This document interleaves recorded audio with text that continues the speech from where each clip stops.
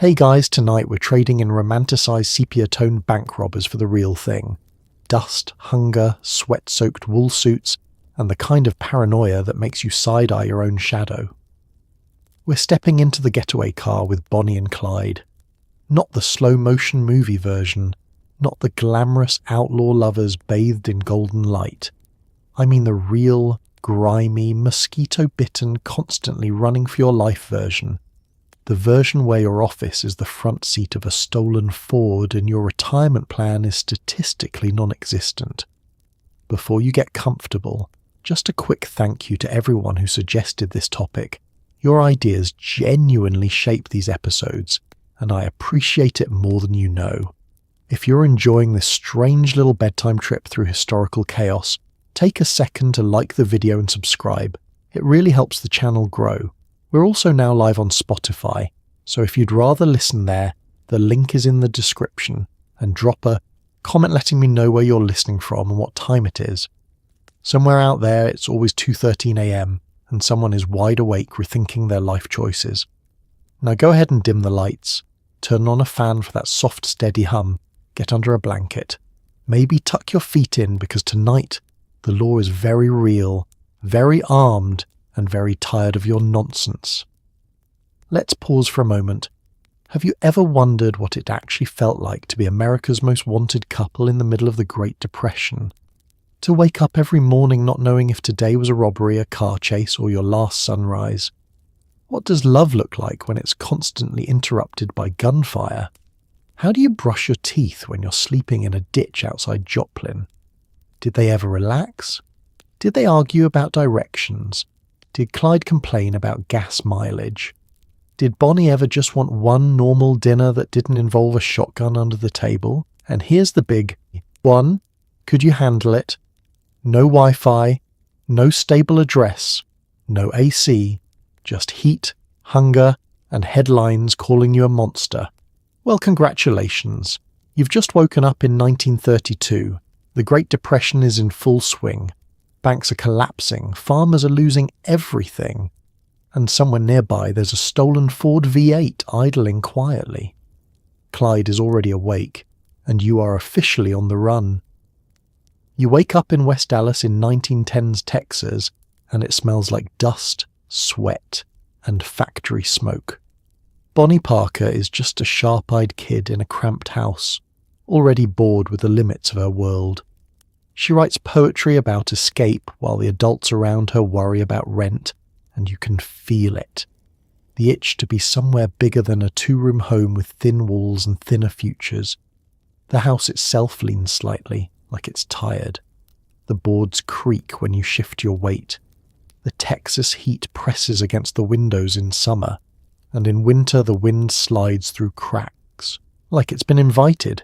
You share space with siblings, with noise, with the constant awareness that privacy is a luxury for people who own more than hope. Let's talk about West Dallas for a moment. It isn't the polished Texas you see on postcards, it's working class. Rail yards hum in the distance. The Trinity River carries more mud than beauty. Men leave early for labor jobs that pay just enough to keep the lights on. Women stretch pennies into meals that somehow feed everyone. The American dream is technically alive, but it's coughing. You move through narrow streets where houses sit shoulder to shoulder, each one holding a family trying very hard not to fall behind. Kids play in dirt lots, inventing games because toys cost money. You learn early how to entertain yourself. You read whatever you can find. You memorize movie scenes. You listen to stories, and Bonnie listens more than most. She watches the adults talk in hushed tones about bills. She notices the way her mother's face tightens when money is mentioned. Her father died when she was young, and that absence lingers in the room like unfinished business. Loss teaches you things early. It teaches you that stability is fragile, that men leave, that jobs disappear. So she writes poems in school notebooks, dramatic verses about love and adventure and somewhere else. You can almost see her lying on her stomach on a thin mattress, pencil scratching across paper, imagining a life where her name means something. Not just another Parker girl from West Dallas. Something bigger, something printed. It's important to understand this part. Before the guns, before the headlines, before the stolen cars, there's just a girl who is restless. You feel it too, don't you? That sensation of being slightly miscast in your own surroundings. Like you were meant for a brighter stage than the one you're standing on. West Dallas feels small. The horizon feels too close. The future looks like factory shifts and laundry lines and marrying the first decent man who tips his hat politely. Bonnie tries that briefly. She marries young Roy Thornton. That's what girls do. You find someone with a job and a pulse and you call it security. But the marriage doesn't last in spirit, even if the paperwork lingers. He drifts into crime. She drifts back home. The ring stays on her finger longer than the relationship does, a quiet reminder that conventional paths aren't sticking. Meanwhile, the movies flicker downtown. Let's pause there. Because in the 1910s and 1920s, the cinema is magic. Silent film stars glow on the screen, glamorous and distant. You sit in the dark and watch women with dramatic eyeliner and perfect lighting live lives that look nothing like West Dallas. Bonnie loves that. The drama, the attention, the idea that an ordinary person could step into a spotlight and be transformed. You can almost see the blueprint forming, not for violence, not yet, for visibility. She dresses carefully, poses for photographs, practices expressions in mirrors. There's an awareness there, of image, of performance. She doesn't want to blend into the wallpaper of poverty. She wants to be seen. But here's the quiet tension. Wanting more doesn't automatically hand you more.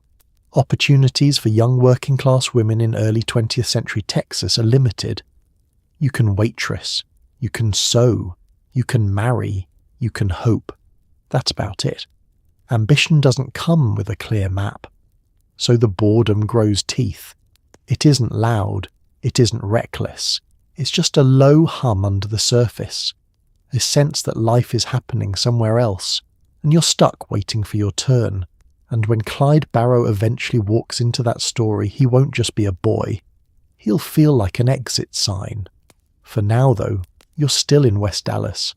The air is thick, the house is cramped, the future looks narrow, and Bonnie Parker is already dreaming of something that doesn't fit inside these walls. The itch has started, and it does not go away. Now shift a few streets over. Clyde Barrow is a skinny, restless boy with a grin that suggests he's already thinking about shortcuts.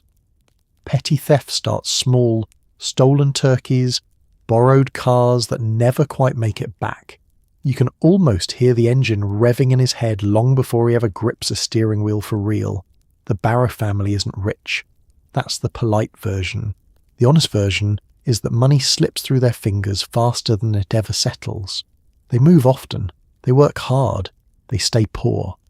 Clyde grows up in West Dallas too, where opportunity is less a ladder and more a rumour. Let's talk about childhood for a second. It's not Dickensian tragedy. No dramatic violin music. Just crowded houses, too many siblings, and parents trying to keep everyone fed. His father farms, then hustles small jobs. His mother keeps order the best she can. There's love in the house. But love doesn't pay rent. Clyde is small for his age, quiet sometimes, observant. He likes music, plays guitar, dreams about being a performer. There's a softness there, at least early on. You wouldn't look at him and predict headlines. You'd see another skinny Texas boy with dust on his boots. But here's the thing about being small in a hard place. You learn to compensate. School doesn't hold him long. Work calls early. Responsibility comes without ceremony. And around him, West Dallas hums with survival tactics. You see men cutting corners. You see neighbours bending rules. You learn that the line between entrepreneurial and illegal can get blurry when your stomach growls. The first thefts are almost laughable. A turkey here, a few coins there. Small-time mischief that feels more like rebellion than crime. You justify it. They have plenty. We don't. Nobody's really getting hurt. It's the kind of logic that slides in easily when you're young and frustrated. And then there are the cars. Let's talk about cars. It's the 1920s. Automobiles are becoming symbols of freedom.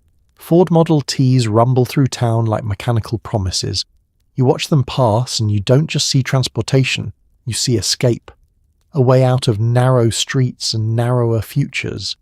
Clyde is fascinated. He studies engines the way other boys study baseball stats. He listens to the rhythm of a motor and understands it. You can almost feel it when he first slides behind a steering wheel. The vibration, the hum, the illusion of control. Borrowing a car without permission feels different from stealing a turkey. It's bigger, faster, louder. You take it for a spin, heart pounding, and for a few miles you're not poor. You're not stuck. You're moving. Of course, borrowed cars tend to attract attention. Arrests start to stack up in the late 1920s. Nothing legendary yet. Just petty crimes, car theft, minor burglaries, the kind of charges that fill local police blotters but don't make front-page news. You tell yourself it's temporary. Everyone slips up. Everyone bends rules. You'll straighten out later. Maybe, probably, as soon as things improve. But here's the uncomfortable truth. Small crimes teach lessons. You learn how police respond. You learn how to lie without stuttering. You learn which streets are dark and which neighbours mind their business. You learn that fear fades quicker each time you survive it, and surviving it feels like skill. West Dallas doesn't offer many legitimate fast tracks upward. No scholarships waiting in the mailbox. No wealthy uncles handing you a shop. Crime begins to look less like chaos and more like an alternative business model. Risky, yes, but immediate. By 1929, the Great Depression hits, and whatever thin safety net existed snaps. Jobs vanish. Banks collapse. Suddenly, desperation isn't personal, it's national. And when everyone is struggling, your shortcuts feel less outrageous. You aren't robbing vaults yet, you're testing boundaries. The grin gets sharper, the choices get bolder, and every time you get away with something, the engine inside your head revs a little louder. It's still small time, still local, still theoretically reversible. But momentum is building. And once you get used to the feeling of outrunning consequences, slowing down starts to feel like the real danger.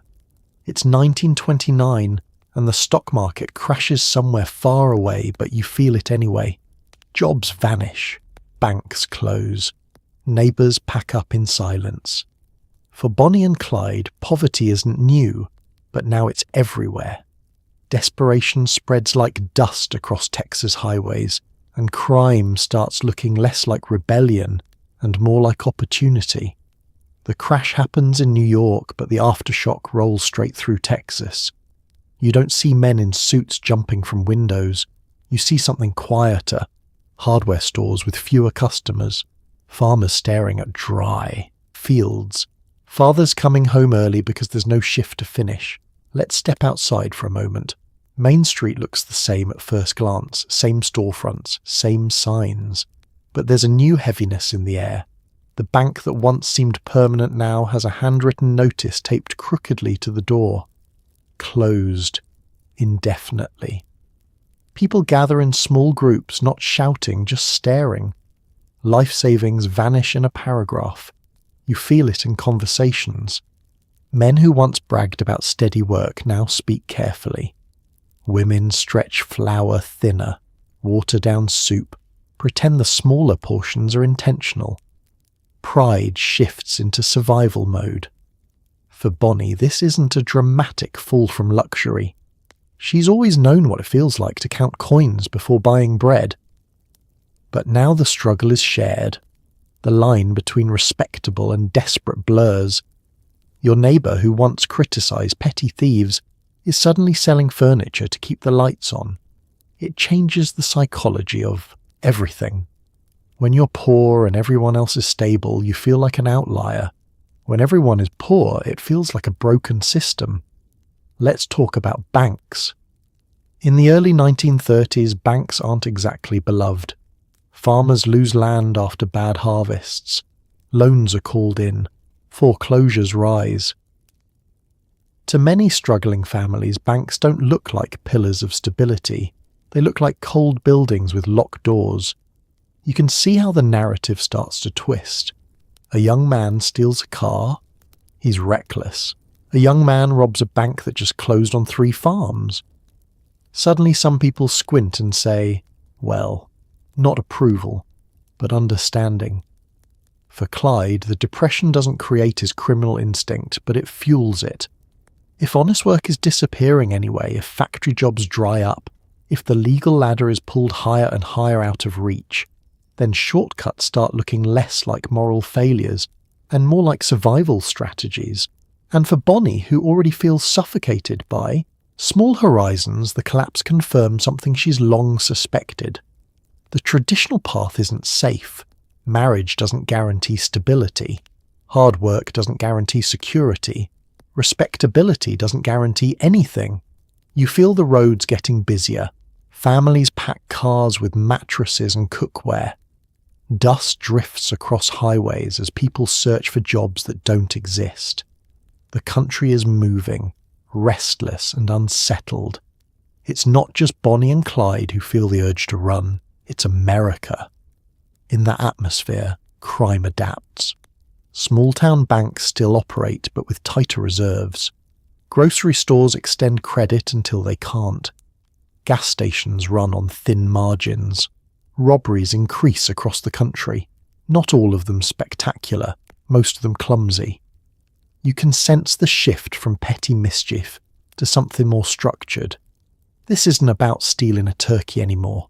It's about walking into a bank with a revolver and demanding cash before the sheriff arrives. It's about grabbing what you can and disappearing down a back road before anyone processes what just happened. And here's the uncomfortable part. Sometimes people don't immediately resist. They're scared, yes, but they're also tired. Tired of institutions that feel distant. Tired of watching neighbours lose everything. In a strange, distorted way, outlaws start to look like symbols, not of justice, but of defiance. Bonnie and Clyde aren't masterminds yet. They're young, impulsive, still figuring it out. But the depression creates a backdrop that makes escalation easier. Harder times dull certain moral alarms. When you're already at the bottom, falling further doesn't feel as dramatic. You can feel the logic forming. If the system is broken, why play by its rules? That question hangs in the Texas air like heat before a storm. The crash didn't invent desperation. It amplified it. It turned individual frustration into a national mood, and in that mood, dusty, angry, uncertain, 2 restless young people begin to see crime not as a side road but as a highway. The hammer has fallen, and the cracks are spreading. You walk into a friend's house in 1930, and there he is. Clyde. He's not rich, not stable, not remotely safe, but he's electric. Bonnie falls fast, hard, and without brakes. Within weeks he's arrested. Within months she's smuggling him a gun. Romance apparently now includes contraband. The room is ordinary, worn sofa, lace curtains trying their best, afternoon light cutting across the floorboards, and yet something shifts the moment their eyes meet. He's small, sharply dressed for someone with no money, hat tipped just enough to suggest confidence. She's poised, alert, already practiced in the art of being noticed. You can feel it immediately. Not safety, not stability, intensity. Let's slow this down. Clyde talks big, about cars, about getting ahead, about not ending up like every other tired man on the block. He doesn't describe a plan exactly, more a direction. Forward, fast, away from West Dallas and everything that smells like factory smoke and compromise. Bonnie listens like she's been waiting for someone to speak that language. She's been restless for years, writing poetry about escape. imagining stages and spotlights. And here he is, not offering a script, but offering movement. He isn't polished, he isn't successful, but he is in motion. That matters. It doesn't take long before he's arrested again. Car theft. Burglary. The details blur because there are so many. You feel the pattern forming already. He's in and out of trouble like it's a revolving door. Here's where most stories would pause. Nice girl realizes bad boy is bad. Nice girl walks away. Cue responsible decision-making. That is not this story. Instead, you find yourself visiting him in jail. The visiting room smells like metal and sweat. Guards hover. Conversations are clipped and awkward. But there's something about confinement that sharpens emotion. Bars turn infatuation into urgency. He looks at her like she's the only solid thing in a collapsing world. She looks at him like he's the only exit. It's important to understand how young they are. Bonnie is barely out of her teens. Clyde is only a little older. The future feels abstract. Consequences feel negotiable. Love feels enormous and immediate. Now let's talk about the gun. Smuggling a firearm into a jail is not a small romantic gesture. It's not flowers. It's not a letter with perfume on the envelope. It's calculated risk. She sneaks it in, reportedly tucked into clothing, and hands him the means to escape. Think about that for a moment. You're choosing not just the man, but his trajectory. The gun works. Clyde uses it to break out of the county jail. The escape is temporary. He's recaptured soon after, but something has changed permanently. There's a line you cross when you help someone flee.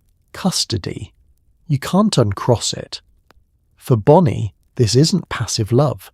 It's active participation. She's no longer just the girl waiting outside. She's in the story, in the crime, in the consequences. Meanwhile, Clyde's time in prison, especially at Eastern Prison Farm, will harden him. Brutal labour, harsh discipline, reports of abuse. Prison in Texas in the early 1930s is not rehabilitative. It's punishing, degrading, transformative in all the wrong ways. He comes out angrier, more focused, less interested in small theft and more interested in something bigger. And Bonnie is still there.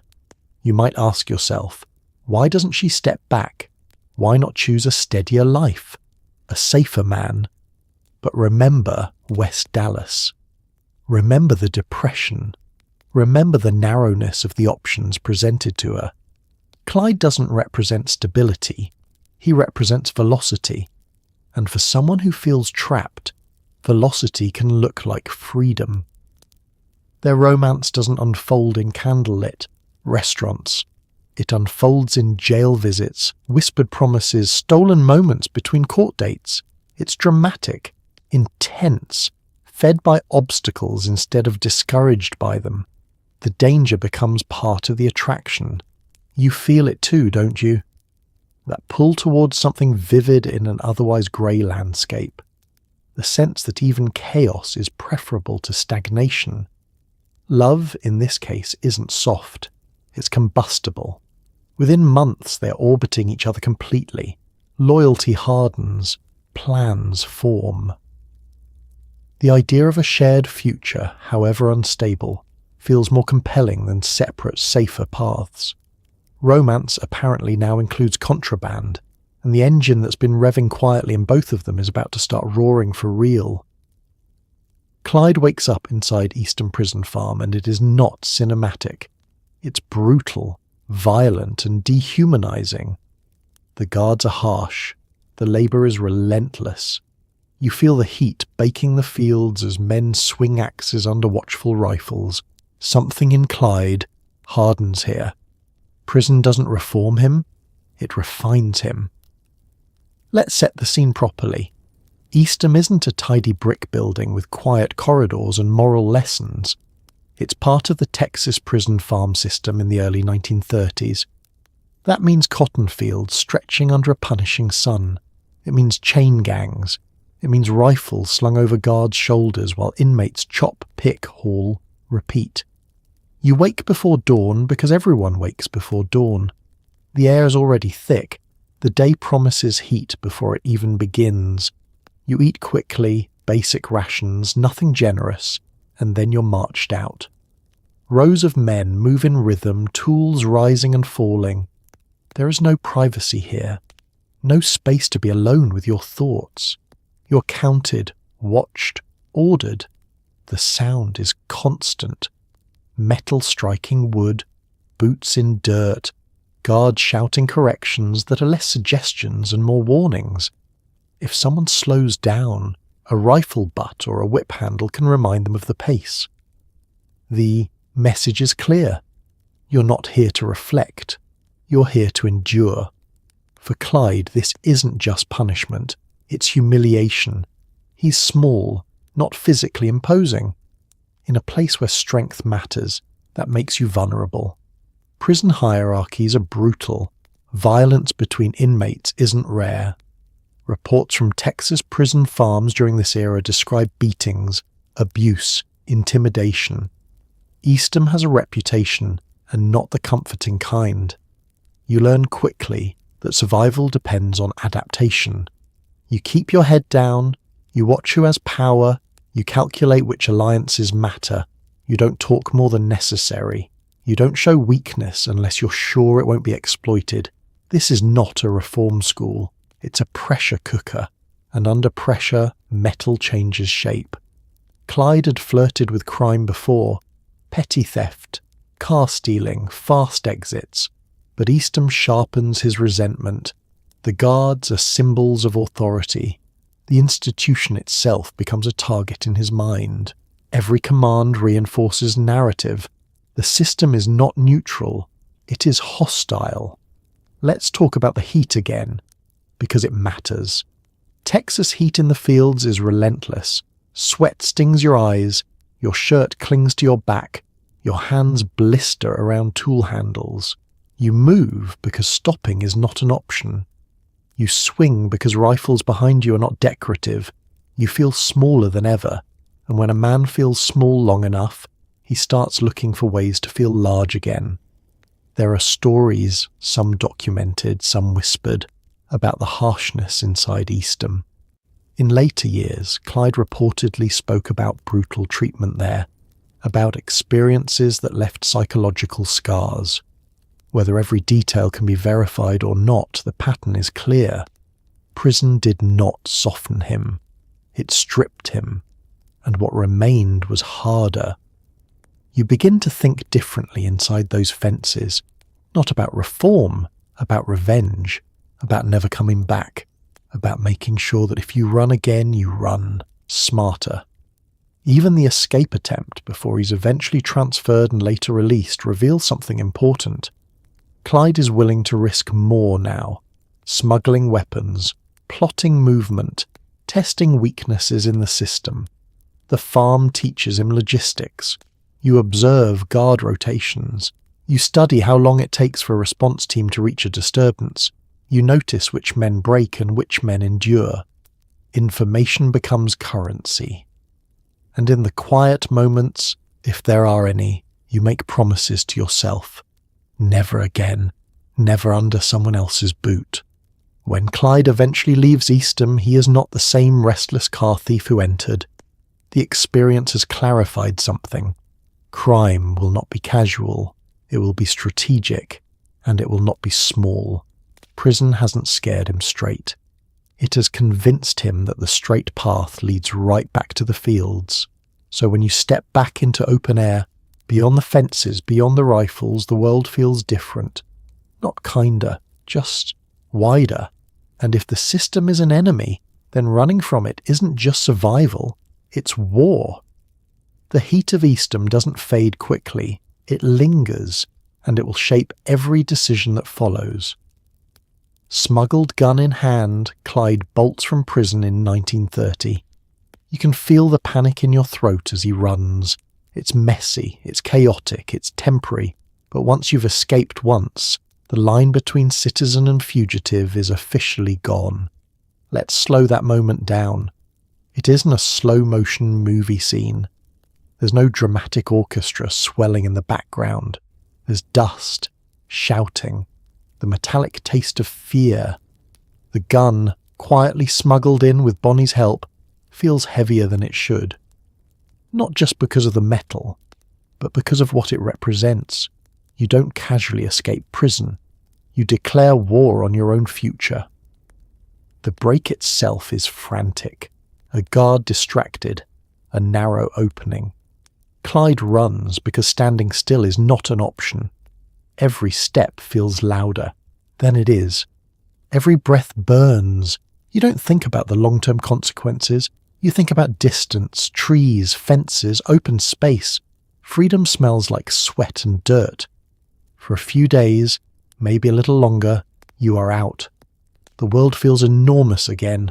No rifles at your back, no pre-dawn roll call, no cotton rows stretching endlessly ahead. But here's the quiet truth. The escape is temporary. Clyde is recaptured not long after. Prison closes in again. And yet, something irreversible has happened. Once you've crossed that line, once you've pointed a weapon inside a correctional facility and run, you can't pretend you're just a misguided young man anymore. You're a fugitive in the making. The system doesn't forget that. Let's talk about what that does to a person. Before, crime might have felt like a series of bad decisions. Now it feels like identity. Authorities aren't just inconveniences, they're opponents. The law isn't just a boundary, it's a barrier to break. Even after Clyde is later paroled in early 1932, thanks in part to his mother's efforts and overcrowded prisons, the mindset doesn't reset. You walk out of Eastham physically thinner, mentally sharper, and deeply resentful. Freedom is back, but it feels conditional. You know how easily it can vanish. There's another detail here that matters. During his time at Eastham, Clyde reportedly went to extreme lengths to avoid the most grueling labour, even injuring himself by having 2 toes removed. Whether fully by his own hand or with another inmate's help, the result is the same. Permanent damage in exchange for relief from the fields. Think about that. You would rather lose part of your body than lose another season to prison labour. That calculation tells you everything about how prison has reshaped him. So when you step out again, technically free, you aren't looking for a quiet job and a modest house. You're looking for control, for autonomy, for anything that doesn't resemble a uniformed man telling you where to stand.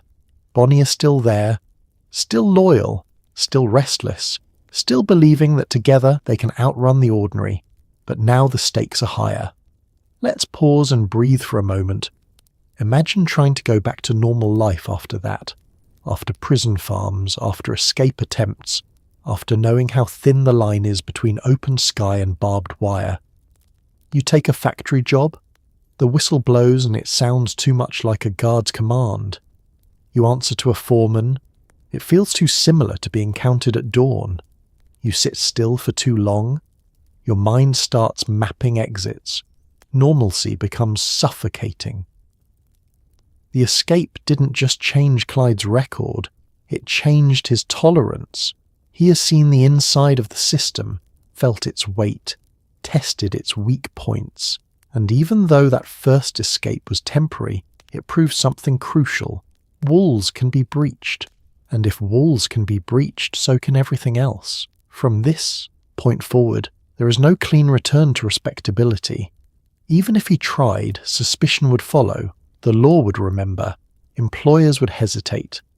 The path back narrows. So the alternative path widens. You start thinking bigger than small-time theft. You start thinking in terms of movement, speed, planning, not just surviving day to day, but staying permanently one step ahead. The escape that failed is actually the turning point, because it removes any illusion that this is a phase. It's not a teenage rebellion anymore. It's a trajectory. And once you've tasted both confinement and the rush of breaking free, the idea of living quietly under someone else's authority feels less like safety and more like surrender. It starts small. Grocery stores, gas stations, local banks with nervous tellers and barely any cash. You're not robbing Wall Street titans. You're stealing from towns just as broke as you are. The myth hasn't caught up yet. Right now, it's just quick cash and faster exits. Let's walk into one. The bell above the door jingles when you push it open. The place smells like flour sacks and kerosene. A ceiling fan turns lazily overhead, doing very little to fight the Texas heat. Behind the counter stands a man who looks like he hasn't slept well since 1929. You don't storm in shouting. Not yet. Clyde steps forward calmly. The gun appears almost casually, as if it's just another item on the shelf. His voice stays level, firm, controlled. Bonnie stands nearby, watchful, heart pounding but face steady. You can feel the tension in your throat as seconds stretch thin. This isn't cinematic chaos. It's awkward. The register doesn't open smoothly. Someone fumbles with keys. A customer freezes mid-step, unsure whether to duck or pretend this isn't happening. The take? Maybe a few $dozen, sometimes less. You leave quickly, always quickly. Back in the car, doors slam, the engine roars, tires kick up gravel for a few miles, adrenaline hums louder than the motor. You glance in the rearview mirror constantly. No sirens yet, no dust cloud of deputies. You exhale. Let's talk about the money. It isn't glamorous. These early robberies rarely yield more than modest sums. Rural banks during the Depression are not overflowing with cash. You might risk prison for what amounts to a few weeks' wages, if that. So why escalate? Because the immediacy feels powerful. You walk in broke. You walk out with something. No waiting for a paycheck, no asking permission, no foreman timing your lunch break. Crime becomes transactional and fast. But here's the uncomfortable detail. The people you're robbing are not distant tycoons. They're local shopkeepers, small-town clerks, family-run businesses scraping by. The man behind the counter isn't a villain in a top hat. He's worried about his own rent. The myth of Robin Hood hasn't formed yet. This is not redistribution. It's survival colliding with survival. And sometimes things go wrong. A clerk moves too quickly, a customer panics, a gun discharges. In the early 1930s, firearms are common, but training is not.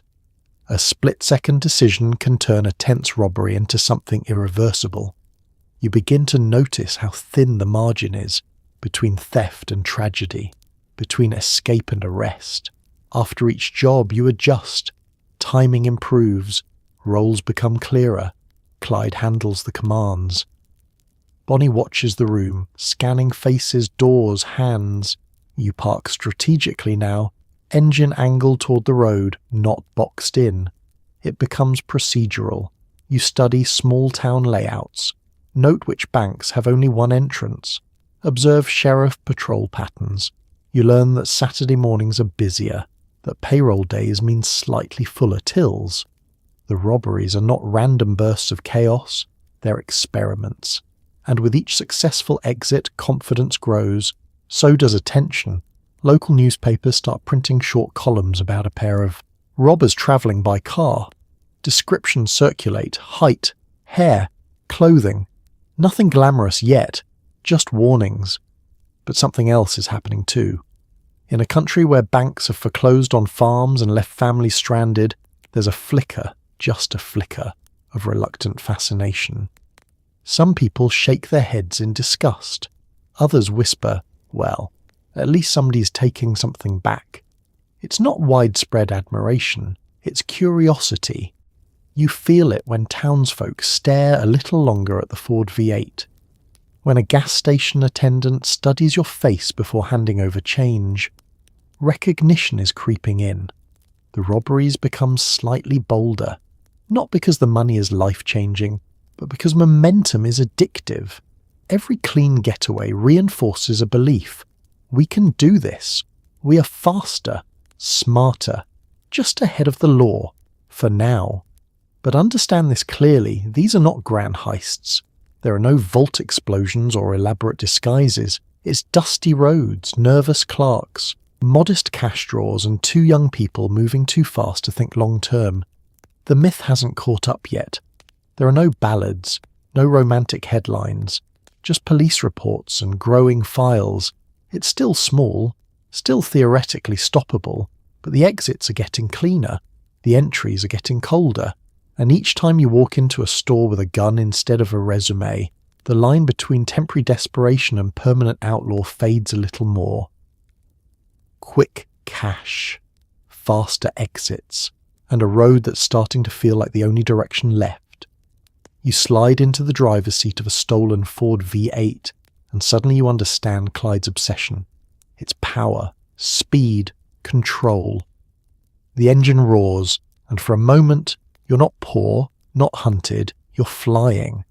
The car becomes your home, your weapon, your lifeline.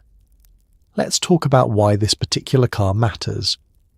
In the early 1930s, Ford's flathead V8 is something special. It's faster than many police vehicles on rural roads. It accelerates hard. It handles dirt and gravel better than you'd expect. For a man who measures freedom in miles per hour, this isn't just transportation, it's strategy. You grip the wheel and feel the vibration through your palms. The dashboard rattles slightly over rough patches. Wind sneaks in through imperfect seals. The smell is a mix of gasoline, warm metal, and whatever food wrappers are currently living on the floorboard. This is not luxury, but it is movement. Let's set the scene properly. You rarely own the car you're driving. Ownership is a technicality. You take what's available, swap license plates, repaint when possible, abandon one vehicle for another when it becomes too recognizable. The Ford V8 just happens to be the preferred choice when you can get it. Clyde studies engines like other men study maps. He knows how far a tank will carry you. He knows which rural back roads can handle higher speeds. He knows that outrunning a sheriff isn't about bravado. It's about horsepower. And when the engine roars to life, something shifts inside him. For a moment, there are no prison fences, no cotton fields, no guards with rifles. There's just open road stretching ahead like permission. You feel it too. The car isn't just escape after a robbery, it's daily existence. You eat in it, sleep in it, argue in it, laugh in it, clean guns in it. The seats grow familiar. The trunk holds your entire world, clothes, ammunition, maybe a few personal items that remind you you're still human. Let's talk about sleeping arrangements. You park in wooded areas, behind abandoned barns, on quiet stretches of country road, windows cracked slightly. One of you stays alert longer than the other. The Ford cools slowly, metal ticking as it settles. Every distant sound could be an approaching engine. The car is your bedroom. Romance looks different in a front seat. There's no soft lighting, no privacy, just cramped space and the constant awareness that you might need to start the engine in under 10 seconds. But there's something else too. Control. In a world where banks collapse and prisons loom, the car gives you agency. You decide when to leave. You decide the route. You decide whether to speed or coast. The wheel in your hands feels like the only stable object in a very unstable life. And speed is intoxicating. You press the accelerator and the landscape blurs. Fences streak past. Telephone poles flash rhythmically at the edge of your vision. For a few minutes, you're untouchable. Not because you are invincible, but because you are moving too fast to be caught. It's easy to confuse velocity with safety. Police departments in the early 1930s are often underfunded and unevenly coordinated. Many rural sheriffs are still driving older, slower vehicles. Radios are not yet standard everywhere. Outrunning a response is often possible if you're quick. The Ford V8 becomes a calculated advantage. But here's the quiet irony. The more you rely on the car, the smaller your world becomes.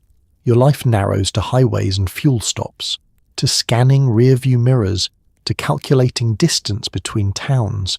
You begin to measure days not by dates, but by how far you've travelled without incident. The car is freedom, and it is confinement. You rarely unpack because you rarely stay. You don't decorate. You don't settle. The engine's hum replaces the idea of a home.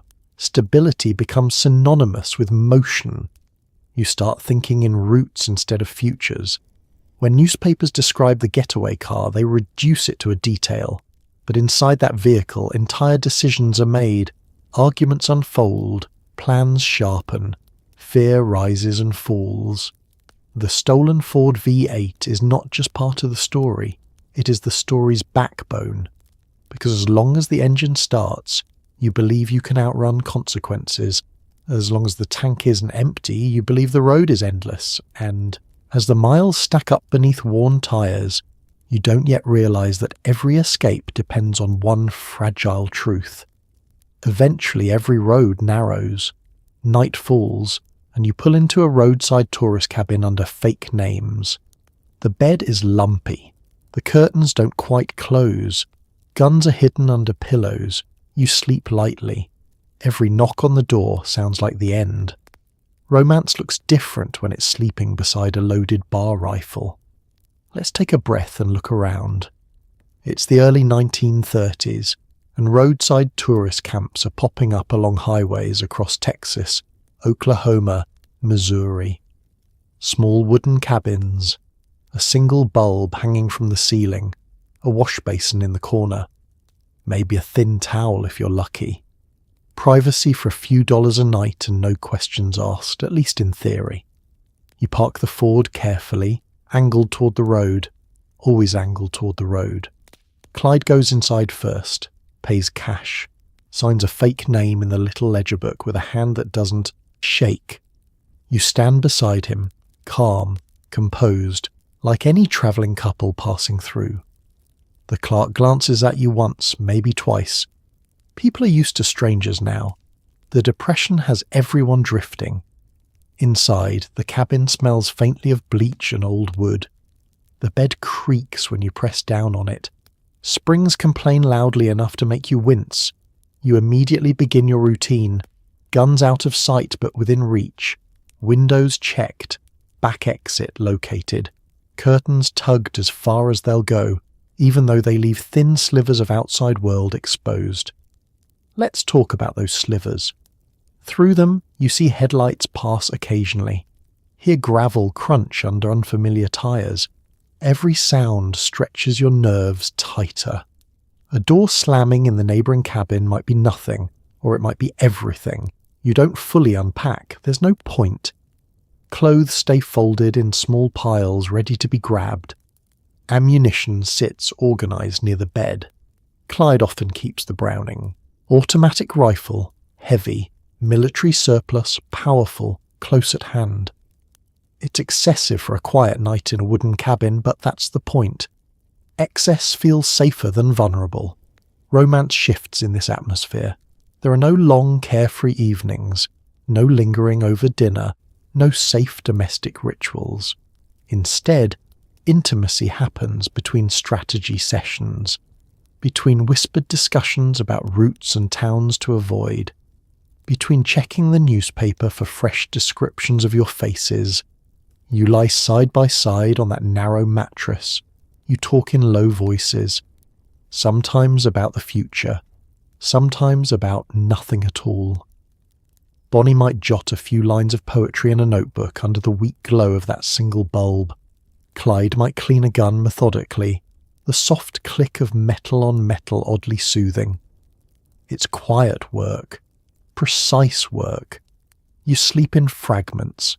One of you drifts off while the other listens. If there's a knock at the door, your heart launches into your throat before your mind even processes it. The sound of knuckles on wood doesn't mean hospitality, it means decision time. Fight? Flee? Freeze? Most knocks are harmless. A confused guest, a clerk delivering towels, a mistake. But you never relax enough to assume that. Let's step outside for a moment. The cabins look peaceful from the road. Little squares of yellow light glowing against dark highways.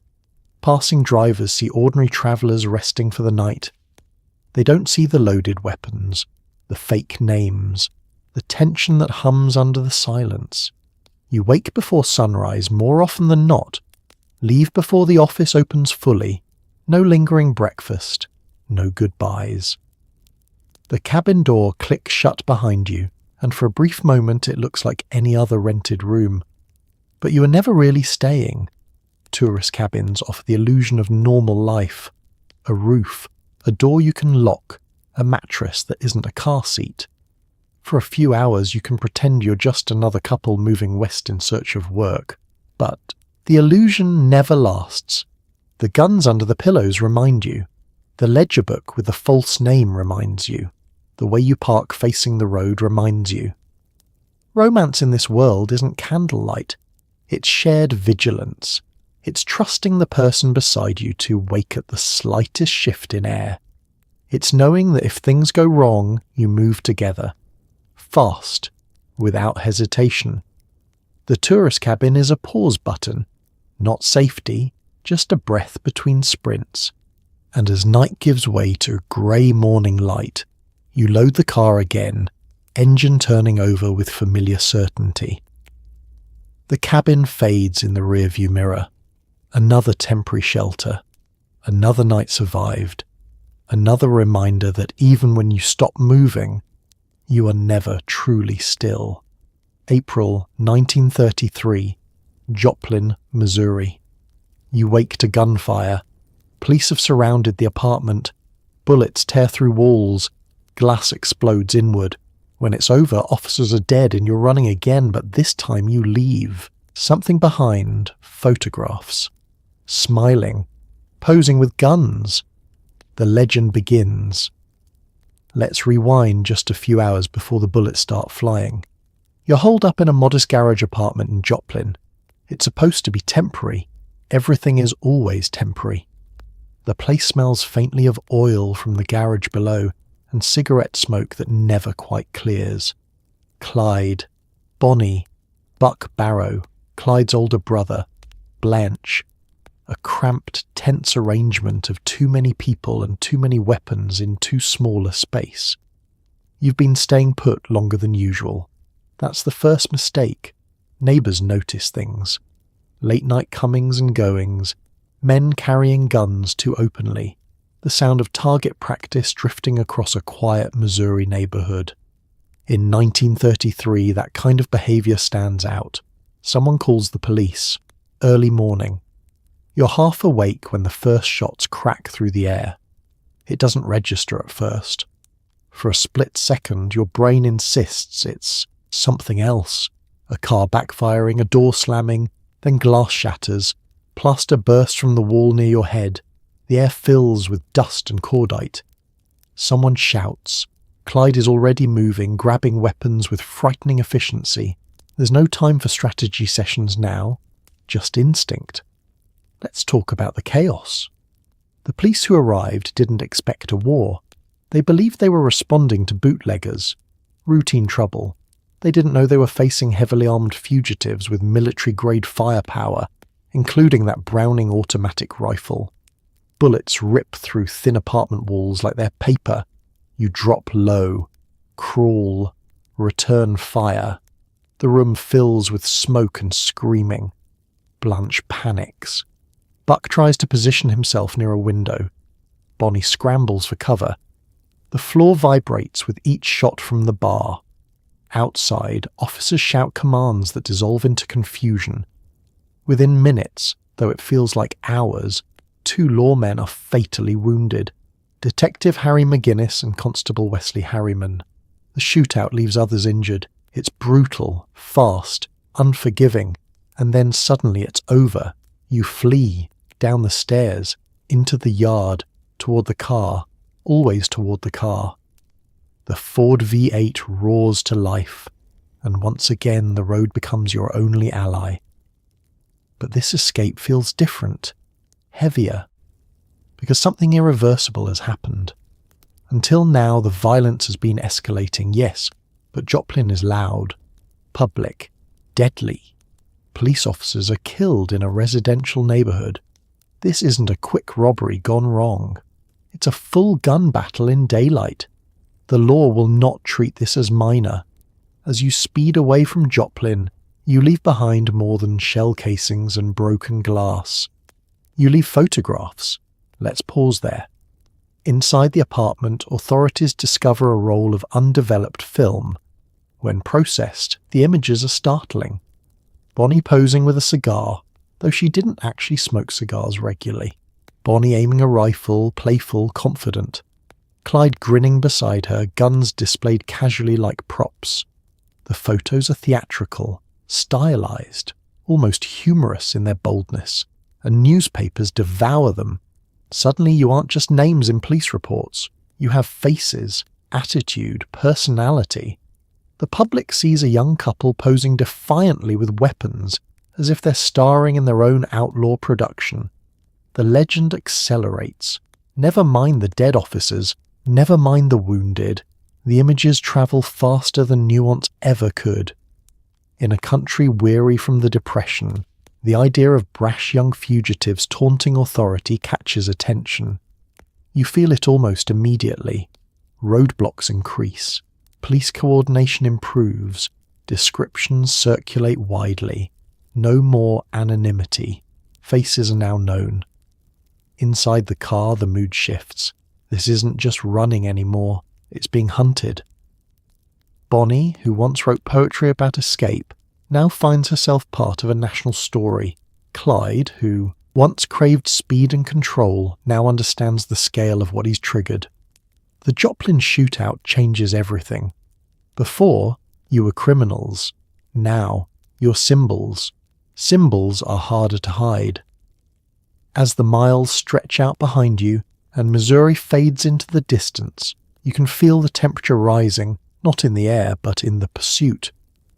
The photographs smile, the headlines grow louder, and the road ahead narrows just a little more. The legend has begun, and legends attract attention. Newspapers publish the photos, Bonnie with a cigar, Clyde leaning coolly against a car. Suddenly, you're not just criminals, you're celebrities. In a country crushed by banks and betrayal, two outlaws sticking it to authority looks almost heroic. Let's linger on that word for a moment. Heroic. Because nothing about Joplin was heroic. 2 officers are dead. Families are grieving. Bullets tore through a quiet neighborhood. And yet, once those photographs hit the presses, something strange happens. The country doesn't just recoil, it leans in. You wake up in a roadside cabin somewhere miles away and pick up a newspaper. There you are. Bonnie, playful, a cigar tilted between her lips like a movie star parody. Clyde, relaxed, almost amused, standing beside the Ford like it's a showroom display. The images are bold, defiant, youthful. And in 1933, youth with defiance has a certain electricity. Let's talk about America for a second. The Great Depression has flattened confidence.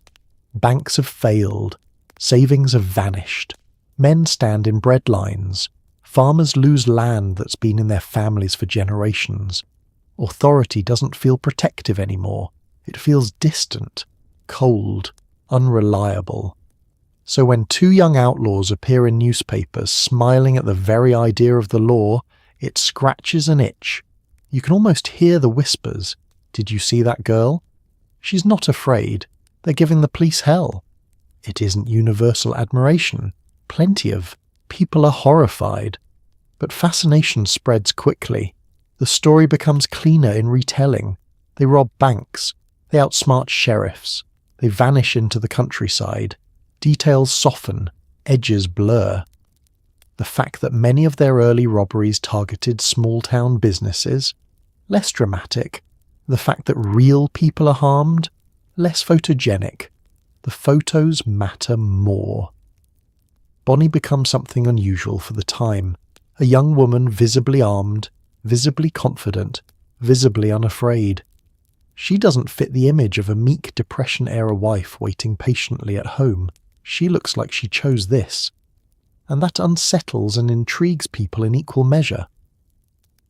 Clyde, meanwhile, looks calm in the chaos, leaning on cars, hat angled just right, not desperate, not frantic, controlled. In a country where control feels scarce, that image resonates.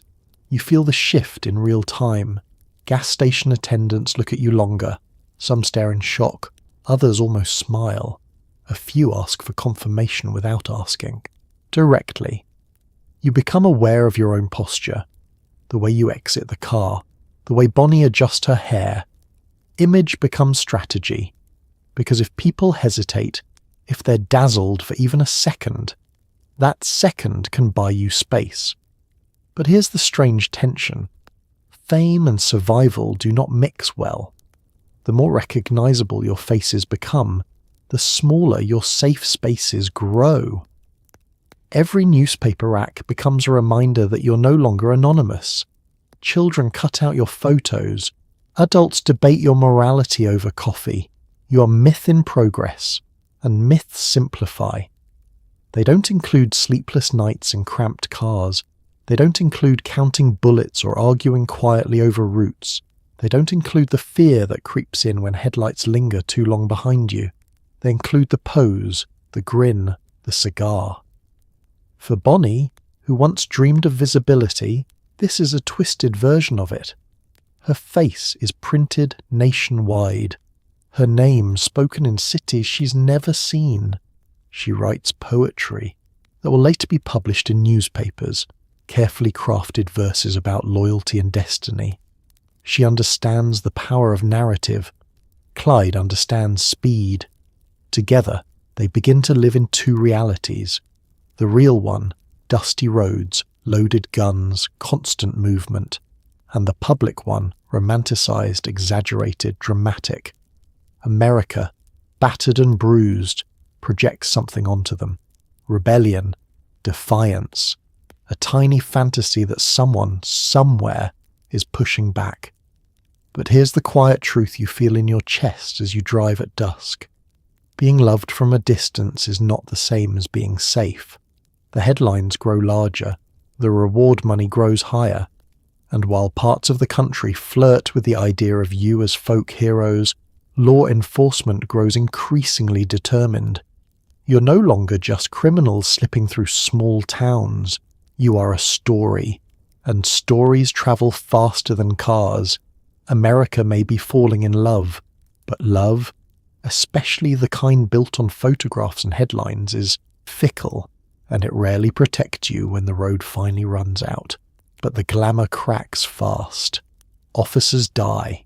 Innocent bystanders get caught in crossfire. You're no longer just robbing stores, you're escalating. Each trigger pull makes it harder to pretend this is just rebellion. The headlines grow darker. Let's sit with that for a moment. It's one thing to pose with a cigar in a photograph.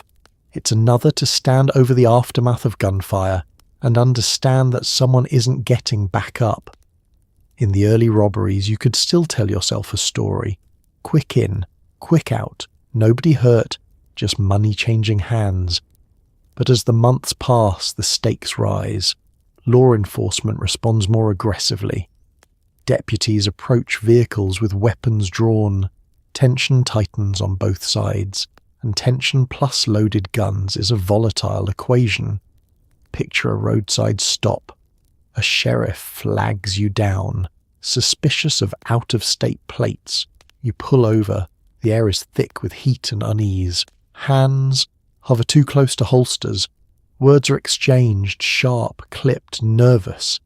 Someone moves suddenly. A shot rings out. After that, events move faster than intention. Gunfire erupts. Windows shatter.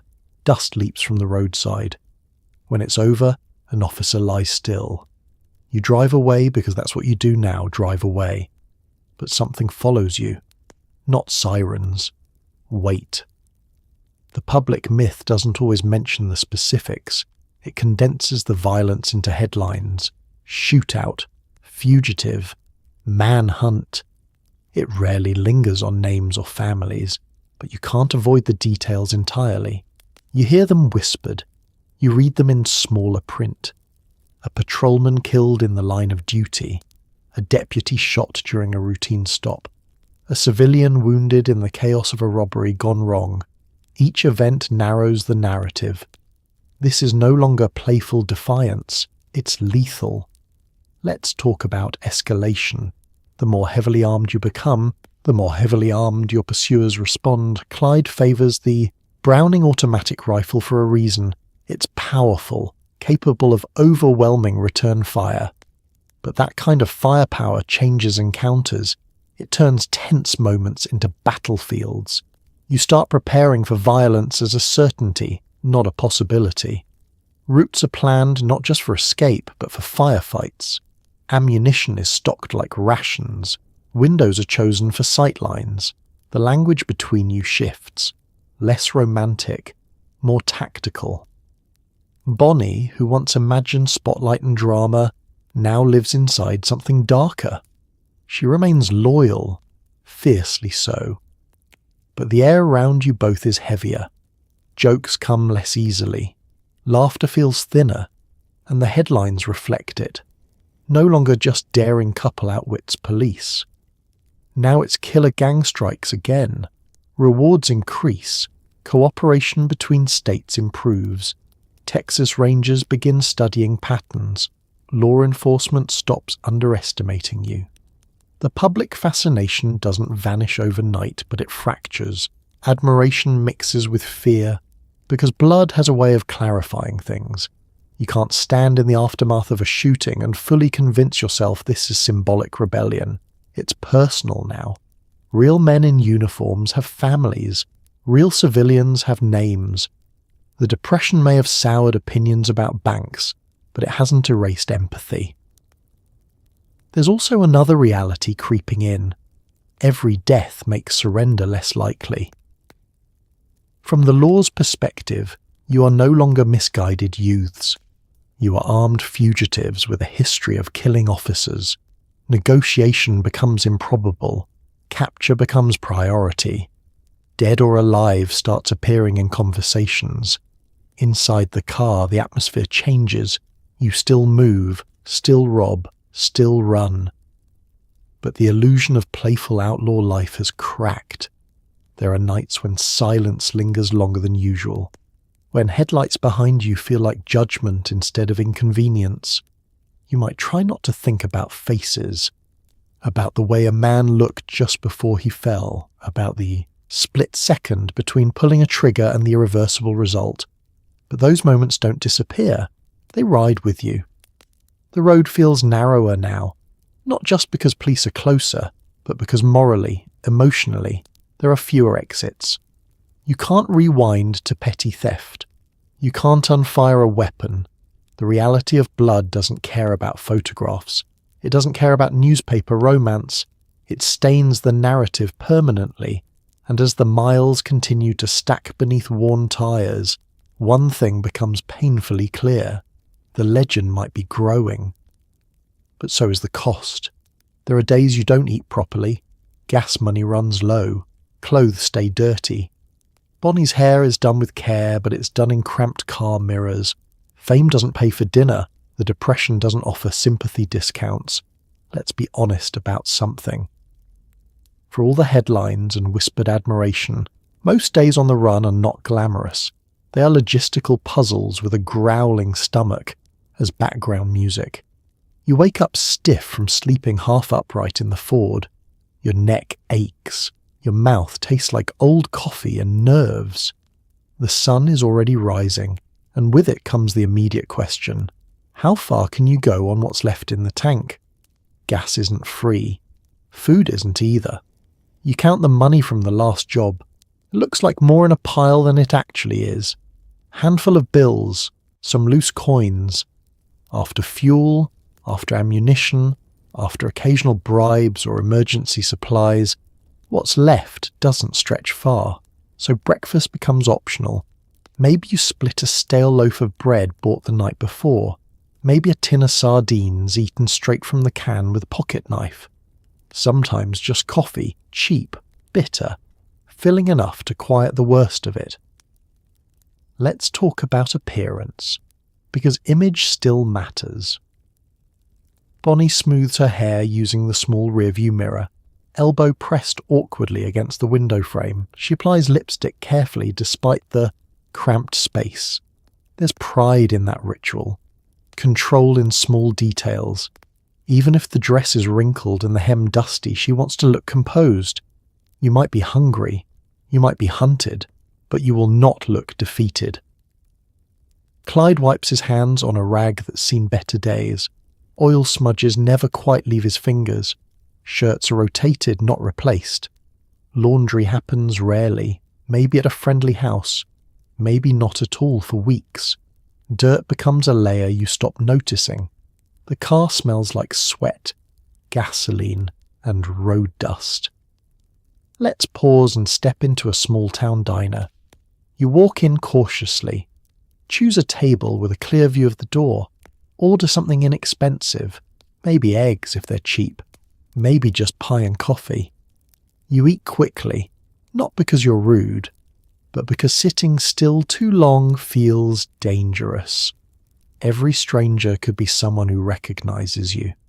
Sometimes someone does. A look that lingers too long. A whisper. A folded newspaper on the counter with your face, peeking from the front page.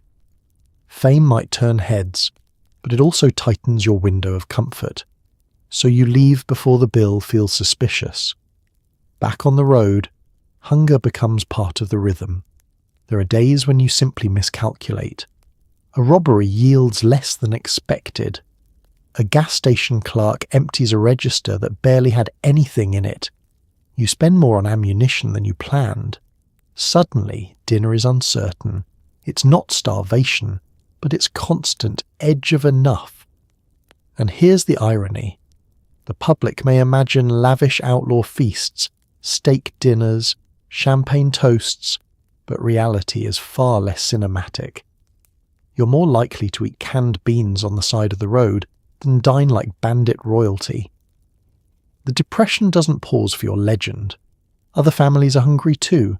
Farmers watch crops fail. Children drink watered milk. Bread lines stretch in cities you speed past without stopping. You are not separate from the economic storm, you're inside it. That's what makes the road so unforgiving. There's no reliable income, no safety net, no paycheck arriving every Friday. Each meal is tied directly to risk. Each full tank of gas represents another confrontation waiting to happen. You start thinking in terms of miles per dollar, calories per coin, bullets per banknote. Romance adjusts to that math. There are no leisurely picnics, no shared desserts under soft light. Instead, you split a sandwich on the hood of a car while scanning the horizon. You laugh sometimes because absurdity still exists, but it's the kind of laughter that ends quickly. You're always calculating, and hunger sharpens that calculation. It reminds you that no matter how many newspapers print your faces, you are not insulated from the realities everyone else is facing. Fame does not cover fuel costs. Admiration does not buy bread. As the sun dips low and the road stretches ahead, your stomach growls again. Another town waits, another risk, another attempt to trade, danger for dinner. And somewhere between the rearview mirror and the empty gas gauge, you begin to understand something quietly humbling. Outlaw life doesn't eliminate struggle, it just repackages it in motion. A car accident leaves Bonnie badly burned. The injury never heals right. Now she limps. Sometimes Clyde carries her. The myth says glamorous outlaw queen. The truth says chronic pain in a stolen car bouncing over dirt roads. Let's slow this down. It's 1933. Somewhere along a dark Texas road, the Ford loses control. Maybe the shoulder gives way. Maybe the driver misjudges a turn. The car flips or slams hard enough to change everything. Metal groans, glass bursts, gasoline spills, and then fire. Bonnie's leg is caught beneath the wreckage, soaked in fuel, exposed to flame long enough to do permanent damage. The burns are severe, deep, raw, unforgiving. There's no hospital visit under her real name. no careful medical treatment, no sterile bandages, changed daily by nurses. There is only improvisation. You drag her free. You find cloth, clean if you're lucky, torn from a shirt if you're not. You wrap the wound as best you can. She grits her teeth. There is no time for screaming. The law doesn't pause for injury. From that day forward, nothing is quite the same. Let's talk about chronic pain. Because it's not dramatic. It's not cinematic. It doesn't arrive with music swelling in the background. It's constant. A low, steady throb that flares when the car hits a rut. A sharp reminder every time she steps down from the passenger seat. The burns never fully heal. Skin tightens, scars form. Walking becomes uneven. Some accounts say she could barely walk long distances. Sometimes she needs support. Sometimes Clyde lifts her into the car entirely, one arm under her knees, the other behind her back. This is not the pose from the photographs. There's no playful cigar now. There is a woman in pain trying not to let it show. Let's set the scene inside the car. You're driving over dirt roads that were never designed for comfort. Every bump sends shock waves through the chassis. Bonnie braces herself against the door, jaw clenched. She adjusts her leg carefully, searching for a position that doesn't send lightning up her spine. There isn't one. Bandages have to be changed in secret, sometimes in the woods, sometimes in tourist cabins under dim light. The wound needs cleaning, but water is scarce and privacy is scarcer. Infection is a constant threat. There are no prescriptions, no reliable painkillers, just endurance. Clyde's role shifts too. He is still the driver, still the strategist, but now he is also caretaker. He helps her in and out of cars, slows the pace when he can, though not always enough. His loyalty deepens in visible ways. He carries her when walking becomes too much. He adjusts plans around her limits. But here's the quiet tension. Slowing down is dangerous. Staying in one place too long invites recognition. Lingering increases risk. Yet Bonnie cannot move as quickly as before. The gang adapts awkwardly. Plans that once relied on speed now require caution. You feel the vulnerability. In the myth, the outlaw queen stands fearless, rifle in hand, striding confidently into danger. In reality, she sometimes struggles to stand at all. Pain reshapes daily life. Simple tasks become negotiations. Climbing into the back seat, crossing uneven ground. Even posing for photographs becomes calculated. How to angle the body so the limp isn't obvious. But Bonnie is stubborn. She refuses to disappear into fragility. She continues to write, continues to dress with care, continues to hold a weapon when necessary. Chronic pain becomes something she carries quietly, another layer beneath the headlines. And the road does not soften for her. It remains rough, dusty, relentless. There are nights when she cannot sleep because the throbbing won't settle. Clyde sits awake, beside her, listening to the wind against the car, aware that every mile they travel now demands more from her body than it should. The myth says glamorous outlaw queen. The truth says scar tissue, careful steps, and a woman enduring far more than the photographs ever reveal. Fame does not ease nerve endings. Legend does not dull pain. And as the Ford rattles forward into another uncertain dawn, you begin to understand something stark and unadorned. The road doesn't care how badly you're hurt. It just keeps going. You meet family at night in secret rural spots. Mothers cry. Fathers plead. Food is passed through car windows. You can feel the heartbreak in every goodbye. Love exists, but it's always interrupted by headlights in the distance. Let's step out of the car for a moment. It's late. Always late. A dirt road somewhere outside West Dallas, or along a quiet stretch of country field. The moon hangs thin and cautious. You park with the engine still warm, angled for a fast. Exit, because even family reunions require strategy now.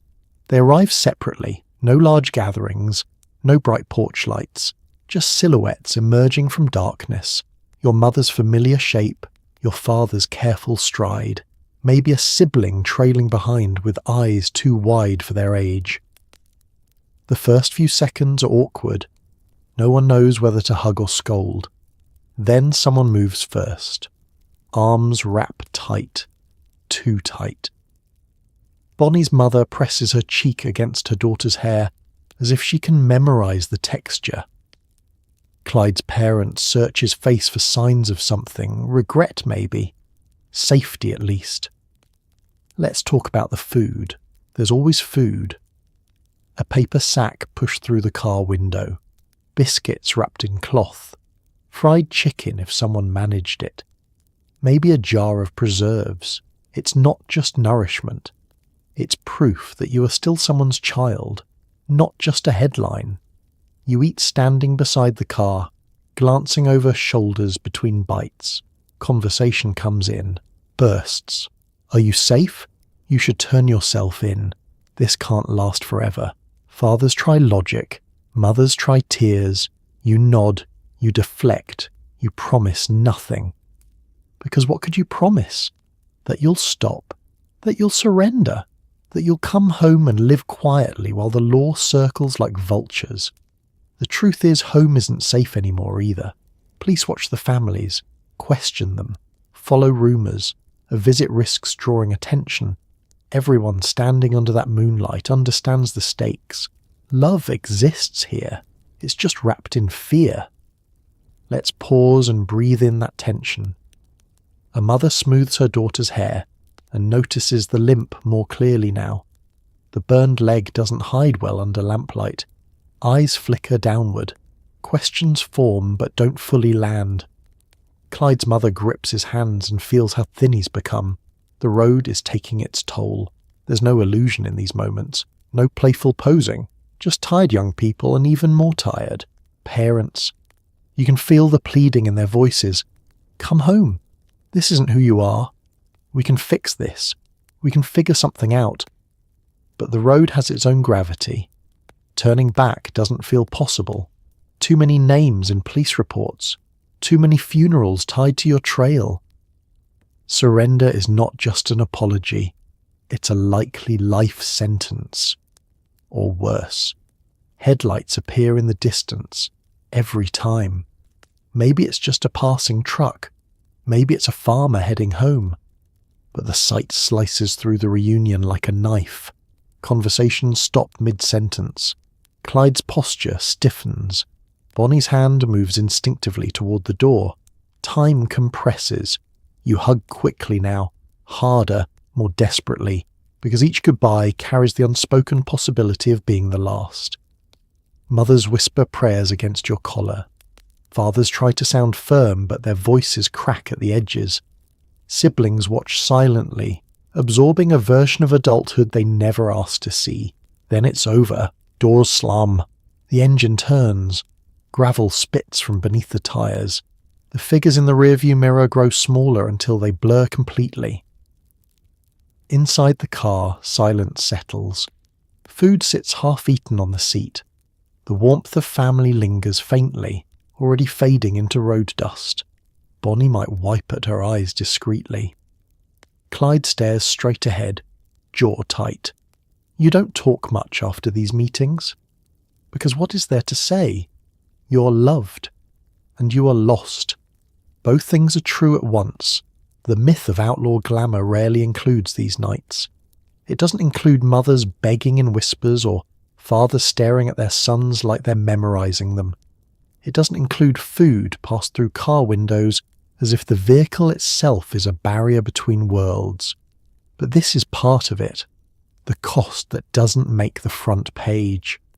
As the road stretches out ahead once more, you feel it deeply. Love hasn't disappeared. It just can't compete with headlights in the distance. You're not alone. For long. Buck Barrow. Blanche. Dubbed D. Jones. The gang grows and so do the complications. More people means more noise, more opinions, more chances for mistakes. At first, it's just the two of you against the road. Two people can move quickly. Two people can decide in a glance. Two people can fit into almost any car without much debate about elbow space. But then Buck shows up. Buck Barrow, Clyde's older brother, freshly released from prison in 1933, carrying the weary confidence of someone who's already done hard time and still believes he can outpace it. He's older, broader, with a presence that shifts the dynamic immediately. He's not just a partner, he's family. And he doesn't come alone. Blanche comes with him. Let's talk about Blanche for a moment. She did not sign up for legend. She married Buck expecting something closer to stability, or at least manageable trouble. Instead, she finds herself in a moving fortress of firearms and fugitives. She's more nervous, more vocal, more visibly shaken by the violence, and in a group this tense, visible fear becomes another variable. Then there's W.D. Jones, young, impressionable, barely out of boyhood when he joins. 17. That detail matters. He's not hardened yet. Not fully aware of what permanent consequences look like. He drifts into the orbit of Bonnie and Clyde like someone stepping onto a train without checking its destination. Now the car feels smaller. Let's step inside it. You've got bodies crammed into seats not designed for comfort, guns tucked under legs, tempers running shorter because sleep is scarce and privacy non-existent.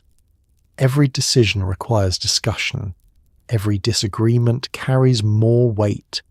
2 people can argue quietly. 5 people argue louder. Planning robberies becomes more complex. Who goes inside? Who waits with the engine running? Who watches the back entrance? Trust must stretch further now, and trust under pressure tends to fray. Buck has opinions. He's seen prison. He understands the cost of capture. Sometimes he pushes for bigger scores. Sometimes he urges caution. Clyde listens, but not always. Leadership in a gang isn't democratic, even if it pretends to be. Blanche struggles visibly. Gunfire terrifies her.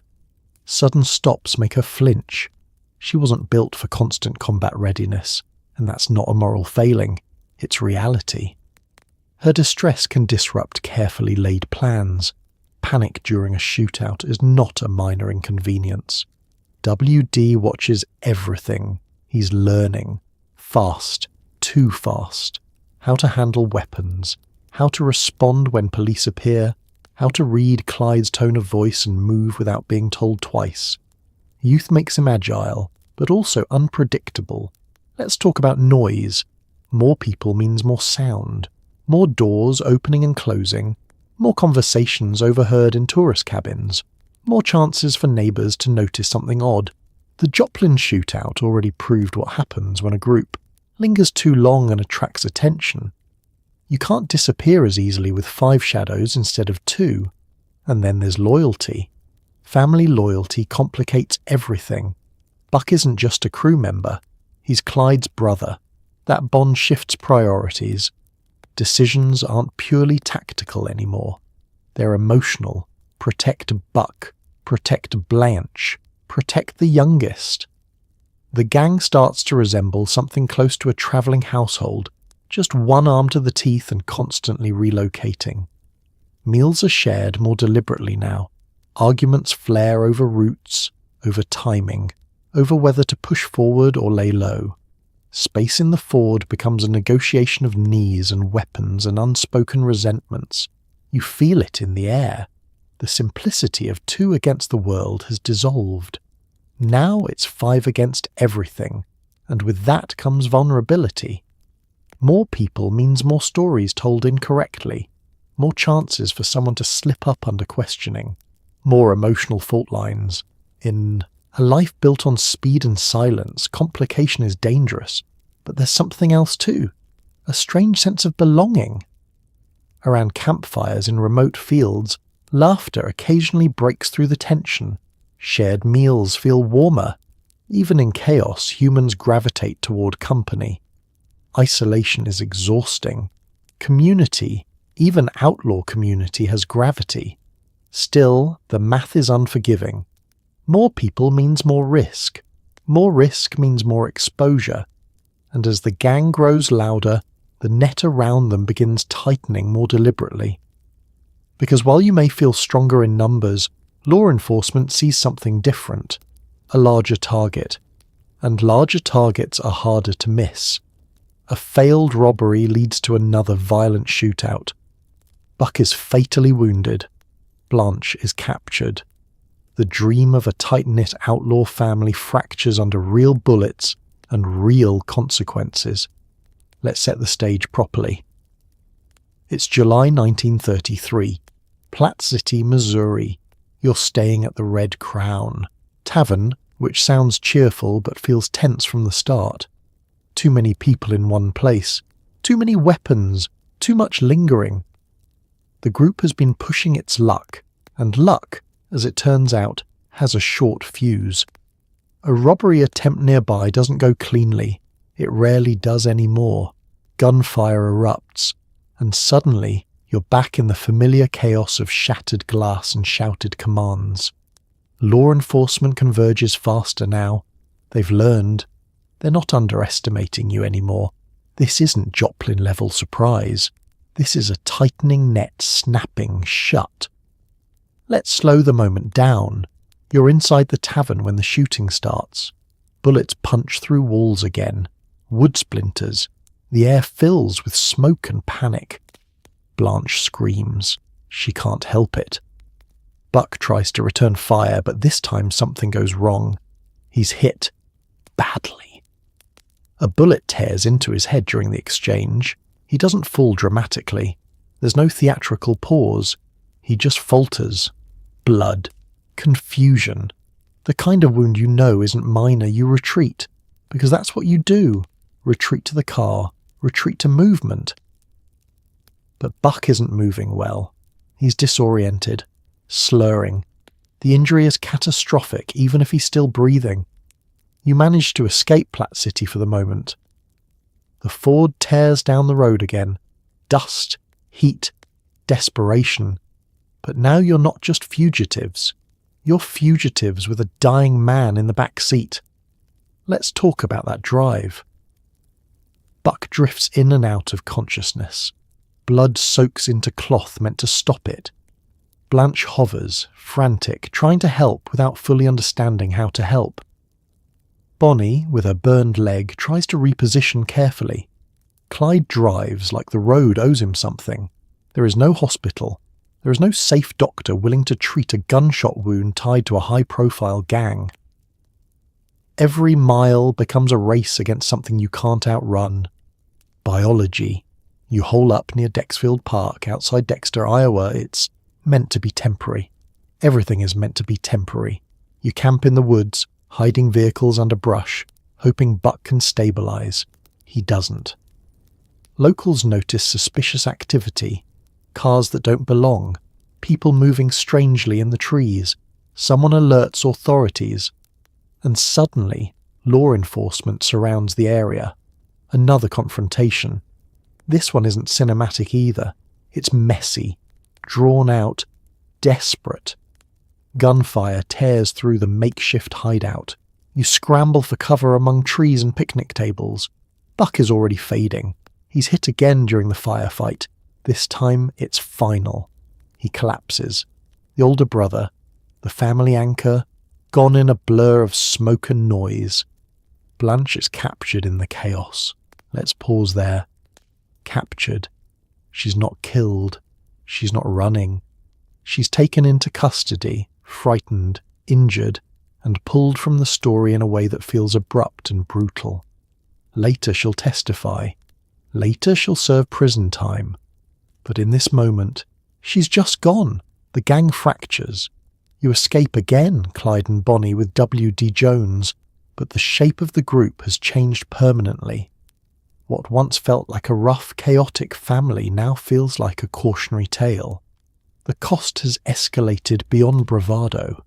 Family loyalty has led to real funerals. Let's talk about Clyde. He loses his brother not in a quiet hospital room, but in a wooded firefight after months of escalating violence. The weight of that loss doesn't show outwardly in dramatic speeches. It shows in tightened silence, in sharper focus, in a further narrowing of the world. Bonnie feels it too. She loses Blanche, not to death, but to the system. A woman who never fully fit this life is now swallowed by it anyway. The illusion that you could all ride this out together dissolves. The dream of a tight-knit outlaw family laughing around campfires, splitting loot, outrunning the law as a united front has been punctured by reality. Bullets do that. They clarify. After Plat City and Dexter, the gang is smaller, harder, more isolated. The romantic edges of the story continue to erode, replaced by funerals and courtrooms. You drive away once more, but the car feels emptier now, and the road feels longer. Because this time, you're not just running from the law. You're running from what the life has already taken. You swap license plates like socks. New towns every week. New aliases. You never unpack because you never stay. Your entire life fits in the trunk. Let's open that trunk for a moment. Inside, there's no spare childhood. No keepsakes. No heirlooms wrapped in tissue paper. There are guns, extra ammunition. A few changes of clothes rolled tight to save space. Maybe a notebook. Maybe a photograph folded at the edges from being handled too often. Everything you need to survive has to fit between a tire iron and a stolen blanket. That's the rule now. The Ford pulls into small towns under names that don't belong to you. Mr. and Mrs. Smith. Mr. and Mrs. Johnson. Sometimes you forget which name you used last. Sometimes you almost answer to your real one and have to swallow it back down before it escapes your lips. Let's talk about the license plates. They're not decorative, they're strategy. You stop on a rural road, engine idling low. Clyde steps out, screwdriver in hand. The metal plate comes off one car and goes onto another. Hands move quickly, practiced. You've done this enough that it feels mechanical, efficient, necessary. Each new plate buys you time, but only time. Because descriptions travel faster now. Law enforcement shares information across counties, even across state lines. Radios crackle. Roadblocks pop up more frequently. A car matching your description becomes a problem long before the driver's face is confirmed. So you keep moving. New town, new cabin, new gas station. The rhythm is relentless. You measure your life in distance instead of days. 50 miles since breakfast, 200 since the last sighting. 3 states in a week. Let's pause and feel what that does to a person. You never unpack. Because unpacking implies trust. Trust that you'll still be here tomorrow. Trust that you can leave a shirt in a drawer without needing it in 30 seconds. Trust that you won't have to grab everything and run at the sound of a car door outside. The Ford becomes less of a vehicle and more of a shell. A moving address. You eat in it. Sleep in it, argue in it, clean weapons in it, bandage wounds in it. Sometimes you laugh in it, though laughter feels rarer now. The seats grow familiar in the way a mattress might, if a mattress rattled over gravel at 40 miles per hour, and the aliases. You grow used to introducing yourself as someone else. You answer to names that don't carry your history. You practice signatures and different handwriting styles. Bonnie adjusts her voice slightly in public spaces. Clyde keeps his responses short. You become fragments, bits of identity scattered across county ledgers and motel registries. There's a strange loneliness in that. Even together you are constantly pretending. The real names are spoken only in private. The real selves feel increasingly tied to the car rather than any place. Let's talk about maps. They're creased and worn. Routes are studied like chess moves. Avoid highways with heavy patrols. Favour back roads with multiple exits.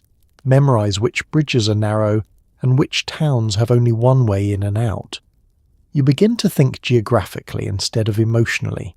Where can we refuel? Where can we rest? Where will they expect us next? The world shrinks to logistics. Home becomes an abstract concept, a memory of porches and kitchens and familiar smells. In its place is asphalt and dirt and the hum of an engine that rarely cools completely. And yet, there's something almost hypnotic about it. The constant motion dulls reflection. As long as you're driving, you don't have to sit with what's behind you. You don't have to linger on Plat City, on Joplin, on names printed in dark ink under the word deceased. Movement becomes avoidance. But here's the quiet irony. The more you change plates, the more you change towns, the more you scatter aliases like breadcrumbs, the more you leave patterns. Law enforcement studies those patterns, the zigzag across states, the timing between robberies, the type of vehicle preferred. You think you're dissolving into the landscape. In reality, you're tracing a line. Still, every morning begins the same way. Check the mirrors, check the fuel, check the plates, drive. Because as long as your life fits in the trunk, you can tell yourself something simple. We're not trapped. We're just passing through. Even if passing through is starting to feel permanent. People whisper that you only rob banks, that you're avenging the poor. But grocery stores get hit too. Small-town merchants suffer. The narrative is cleaner than the truth. Let's sit with that discomfort for a moment. Because stories like simplicity. They like clear villains and charming rebels. They like the idea that someone is striking back at cold institutions on behalf of struggling families. In the middle of the Great Depression, that version spreads easily. A bank forecloses on a farm? Fine, let the outlaws take something back. But reality does not edit itself for romance. You walk into a grocery store in a dusty town with barely enough customers to keep the lights on. The owner isn't a faceless financier in a distant city. He's standing behind the counter, sleeves rolled up, worrying about his own inventory and whether he can pay his supplier next week. You show him a gun. He empties the register. There's no Wall Street vault here. No symbolic overthrow of financial tyranny. Just a small drawer with modest bills and a man whose hands shake as he passes them over. You leave, he stays. Let's talk about the banks too. Yes, some robberies target banks. But not towering institutions in Manhattan, not corporate giants with endless reserves. Often, it's small-town banks, the kind that operate on thin margins, the kind that close when too many customers withdraw at once. You take what's inside. It's rarely life-changing money. And the people hurt aren't always distant executives. They're tellers, clerks, sometimes depositors whose funds are tied up in the aftermath. The narrative outside simplifies it. They rob banks. The lived truth inside the car is messier. You need gas, you need ammunition, you need food. If a store has cash, it becomes a target. If a filling station has a till, it becomes part of the plan. The idea of selective, noble targeting fades under logistical necessity. Let's pause and look at the public imagination. Newspapers sometimes frame you as folk heroes. Ballads are written, stories passed around that inflate the daring and trim the consequences. The Depression breeds resentment toward authority, and resentment looks for symbols. You become one. But symbols don't include receipts. They don't include the small-town grocer who closes early after being robbed twice in a month. They don't include the mechanic whose savings were in that local bank. They don't include the frightened customers who happened to be standing too close when the gun was raised. Inside the car, you might avoid talking about it directly. It's easier to focus on escape routes than moral accounting.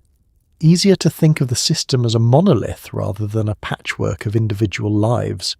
Still, you know the difference between a grand narrative and the specific look in someone's eyes when you demand their cash. Let's talk about justification. It creeps in quietly. Banks take from farmers. We take from banks. The government doesn't care about us. Why should we care about its rules? Everyone's struggling. We're just doing what we have to. Each argument has a thread of logic. But threads don't always make a sturdy fabric. The myth of Robin Hood depends on one critical element: giving back, redistributing, protecting the vulnerable. There's no record of systematic generosity here, no organised handing out of stolen funds to the needy. Survival absorbs most of it. Gasoline eats a chunk, bullets eat another, the road is expensive, and expensive roads don't leave much for charity. Yet the myth persists, because people need it. They need to believe someone is pushing back. Someone is winning, even briefly. Two young faces smiling at authority feels cathartic in a time of foreclosures and breadlines. You can feel the distortion growing. You're not a medieval outlaw robbing rich nobles to feed starving villagers. You're a pair of fugitives making choices under pressure, sometimes reckless, sometimes violent, often selfish. The narrative is cleaner than the truth. The truth includes grocery stores. It includes small merchants. It includes unintended victims. And as you drive away from another town with a few more crumpled bills in your pocket, you understand something quietly sobering. Legends don't need to be accurate. They just need to be compelling. But the people left behind in those small stores don't experience legend. They experience loss. Texas Ranger. Frank Hamer enters the picture, calm, patient, methodical. While you're sprinting, he's studying. The chase becomes strategic. This is no longer small-town sheriffs guessing in the dark. Let's slow the pace for a moment. Up until now, much of the pursuit has been reactive. A robbery happens, a sheriff scrambles, a posse forms. Maybe a roadblock goes up too late. You slip through gaps because coordination is slow and communication slower. But Frank Hamer is different. He's not theatrical, not loud, not eager for headlines. A former Texas Ranger with decades of experience tracking fugitives, Hamer approaches this like a long hunt, not quick chase. He doesn't chase every rumour, he gathers patterns. While you're measuring your life in miles, he's measuring it in habits. Let's imagine him at a desk, maps spread out, pins marking robberies, notes on dates, locations, vehicle descriptions, witness statements. He notices the preference for Ford V8s, the way robberies cluster near state lines, the rhythm of movement between Texas, Oklahoma, Missouri, Louisiana. You see roads, he sees routes. That difference matters. You've relied on speed, on surprise, on the assumption that local law enforcement won't coordinate effectively across counties, let alone states. For a while, that assumption holds, but Hamer doesn't guess in the dark. He studies fuel stops, talks to mechanics, tracks stolen vehicle reports, interviews family members quietly, not to intimidate but to observe. He understands that fugitives often circle back to familiar ground. That loyalty can be a weakness. Let's talk about patience. You are constantly moving. That creates urgency. Every decision feels immediate.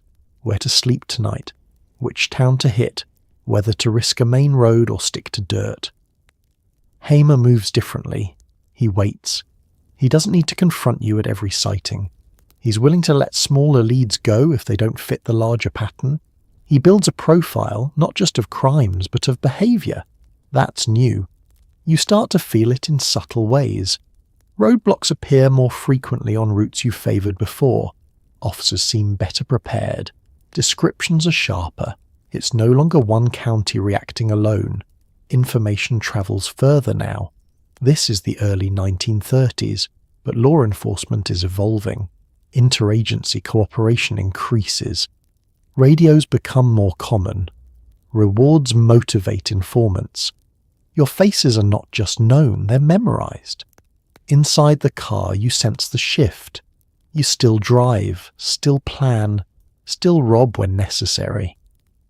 But there's a tightening quality to the air. Encounters feel less random and more anticipatory, as if someone is thinking 2 steps ahead. Let's step into Hamer's mindset for a moment. He doesn't romanticize you. He doesn't see rebellious youth. He sees a pattern of escalating violence, dead officers, injured civilians. He sees a problem to solve, not a legend to admire. He recruits carefully, select officers, trusted men, quiet coordination rather than public spectacle. He knows confrontation will likely be deadly, so he prepares accordingly. The chase becomes less about speed and more about prediction, and prediction erodes your advantage. You rely on improvisation, on the open road, on the assumption that movement equals safety. But Hamer understands something fundamental. Movement creates repetition, and repetition creates patterns. The road you believe is endless begins to feel mapped. Let's talk about psychology. Being hunted by someone methodical changes how you breathe. It's one thing to outrun a surprise deputy. It's another to know a seasoned tracker is studying your habits. You glance at mirrors more often. You question routes you once trusted. Paranoia shifts from general to specific. There's a mind behind the pursuit now, and while you're still sprinting, still improvising, still reacting, Hamer is patient, willing to wait for a moment when the odds tilt decisively. The chase is no longer chaotic, it's strategic. You might not know his name yet, you might not picture his face, but you can feel the difference in the air like pressure before a storm. The law has adapted, and when hunters adapt, prey must either change faster or eventually run out of road. Rewards grow larger, friends grow nervous, strangers stare longer. Every gas station attendant might recognize your face from a poster. Let's talk about numbers. At first, the reward is almost insulting, a few $100s, a sum that feels abstract. But as the robberies stack up and the body count rises, the figures increase. 1,000. Then more. Different states add their own offers. Law enforcement agencies coordinate. Your life now has a dollar amount attached to it, and that changes things, because desperation spreads in the depression like dust in the wind. $1,000 can save a farm. It can pay off debts. It can keep a family from losing their house. So every stranger who looks at you twice might not just be curious, they might be calculating. Let's pull into a gas station. The attendant wipes his hands on a rag and approaches your window. He's young, or maybe older than he looks. These unages everyone. He glances at Clyde, then at Bonnie. His eyes linger half a second too long. You feel it. You hand him cash. He takes it slowly. Does he know? Or is he just tired? Or is he thinking about that poster tacked to the wall inside the station office? Wanted, dead, or alive? Your face is grainy but recognizable. You drive away before the question finishes forming. Friends grow quieter.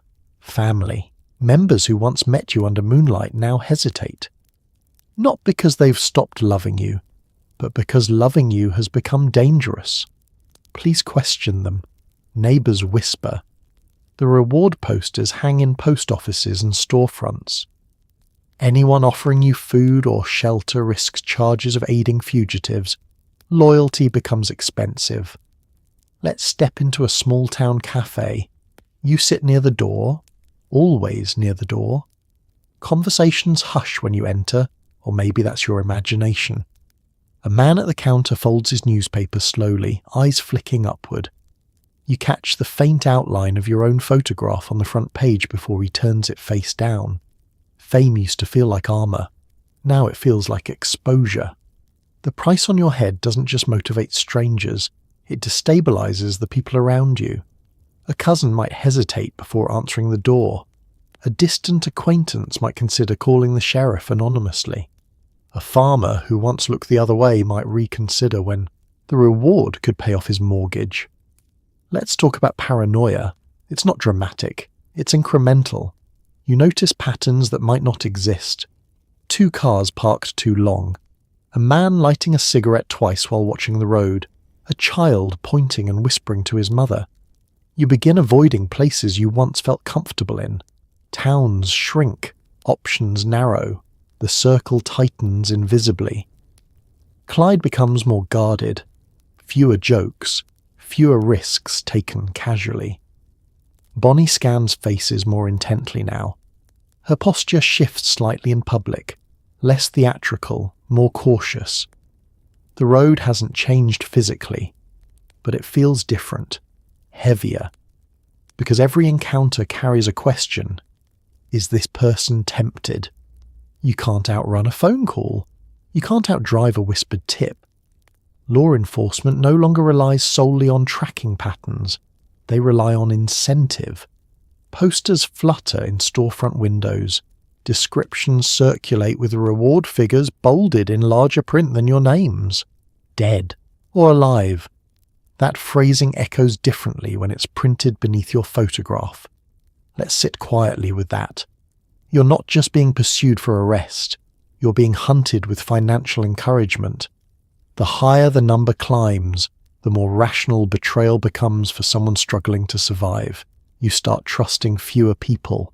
Meals are eaten more quickly. Stops grow shorter. Conversations with strangers shrink to the bare minimum required for transactions. The price on your head is no longer abstract. It's tangible. It's visible. It hangs in post offices and police stations and general stores, quietly inviting someone to change their life at the cost of yours. As the Ford rolls down another highway at dusk, you glance in the mirror more often than before. Not because you see police lights, but because you know something simple and unsettling. Everyone now has a reason to look at you twice. Living in a car tests even legendary love. Arguments spark, stress simmers, but loyalty holds. For Bonnie and Clyde, the world narrows until it's just the two of them against everything else. Let's be honest. The photographs show confidence. The headlines suggest passion under fire.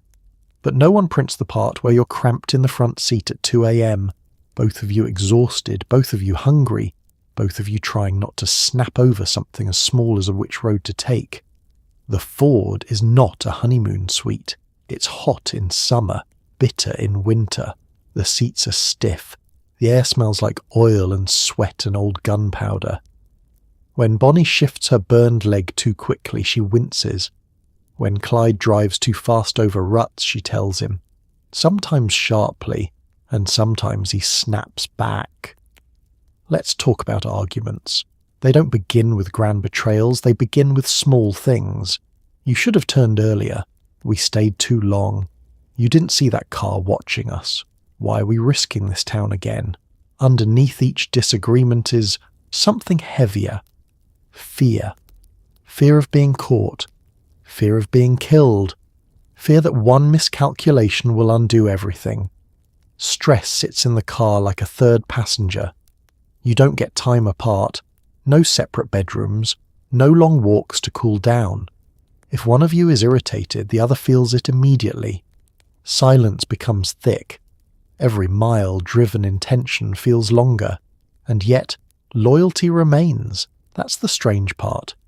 You could argue that either one of them might have escaped this life alone at some point. Surrendered. Blamed the other. Bargained for a lighter sentence. But they don't. Bonnie stays. Through the hunger. Through the burned leg. Through the funerals and the headlines and the growing price on their heads. She writes about Clyde with fierce devotion. Poems about love stronger than fear. About choosing the road, even when it narrows.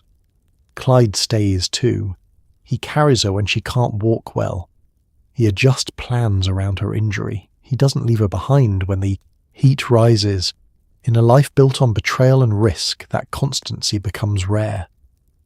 Let's slow down for a moment. Picture them parked under a canopy of trees, engine off, dusk settling in. The sky fades from orange to blue. For a few minutes, the world is quiet. No sirens, no gunfire, no strangers staring. They talk softly then, about nothing dramatic. A song Clyde used to play, a memory from West Dallas, a house they might have liked if things had been different. The idea of a small place, somewhere quiet where nobody knows their names. It's a fragile fantasy, but it's theirs. Living in constant danger compresses emotion. Everything feels heightened. Arguments flare quickly, but so does closeness. After a fight, reconciliation is urgent. You don't want to waste time angry when tomorrow isn't guaranteed. The world outside grows more hostile. Law enforcement sharpens its tactics. Rewards climb. Friends grow distant. Family meetings become rarer. The circle shrinks. And in that shrinking, something intensifies. It becomes us against them. Not in a romantic cinematic way, but in a survivalist one. You rely on the person beside you for everything. For lookout, for backup, for reassurance that you're not completely alone in this chaos. When strangers stare longer at gas stations, Bonnie feels Clyde's presence steady beside her. When Clyde senses something off about a town, Bonnie trusts his instinct without question. The romance is no longer about flirtation. It's about alignment. Shared glances that replace long conversations. A hand brushing another in the dark, not as a grand gesture, but as confirmation. I'm still here. There are cracks, yes, moments of doubt, flickers of what if, brief silences heavy with the weight of roads not taken. But they don't split. The car keeps moving, the arguments cool, the loyalty hardens.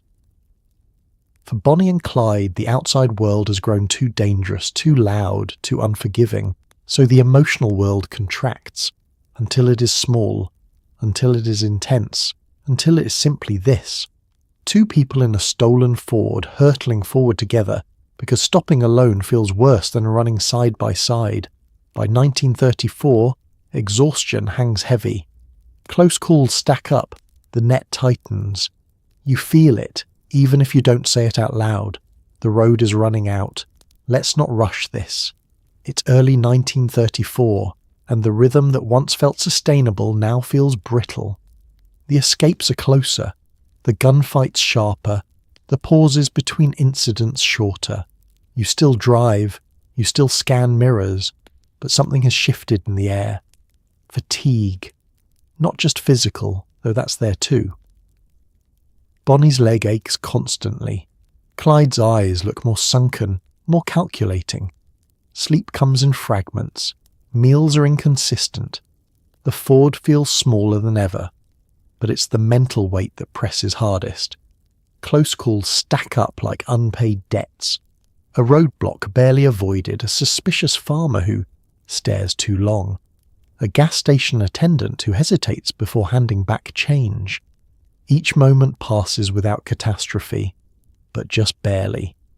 You don't talk about it directly, not in big speeches. Instead, it shows up in smaller ways. Clyde drives a little farther before stopping. Bonnie watches the horizon a little longer before relaxing. You both double-check things that once required only one glance. Let's talk about the law again. Frank Hamer and his small group of officers are no longer reacting. They're anticipating. They've studied family patterns. They've noted which associates remain loyal. They understand that fugitives under pressure often circle familiar ground. Louisiana becomes a focal point.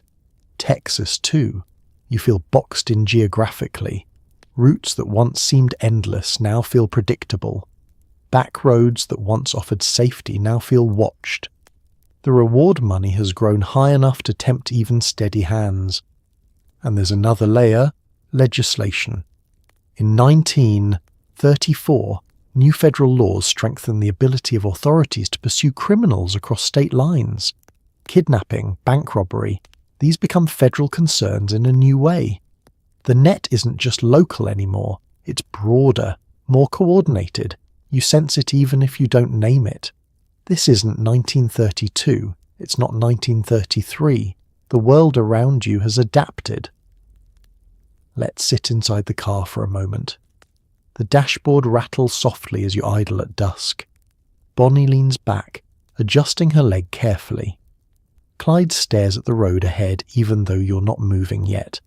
The sky's bruised purple, the air thick. There are fewer jokes now, more silence. You might talk about small things, a town to avoid, a rumour about patrols, the condition of the tyres, but beneath it is something neither of you wants to articulate. We can't do this forever. The fantasy of permanent motion starts to crack. Every outlaw story insists on one of two endings, capture or death. There is no quiet retirement in a small cottage waiting at the end of this highway. You both know it. Let's be honest about something. Part of you hoped for a miracle, a clean break, a sudden disappearance into anonymity. But your faces are too well known now, the photographs too widespread, the crimes too public. The road isn't infinite, it's finite and narrowing. Family visits have become rarer, friends more cautious. The circle around you shrinks until it's barely a circle at all, just the two of you and the hum of the engine. Exhaustion makes people careless, but it also makes them reflective. There are moments, quiet, almost imperceptible, when Bonnie watches passing fields and imagines a different life. When Clyde grips the wheel and wonders what would have happened if the first arrest had led somewhere else. Those thoughts don't linger, they can't afford to. Because hesitation is dangerous, and yet the feeling persists. The road is running out. You don't need a map to see it.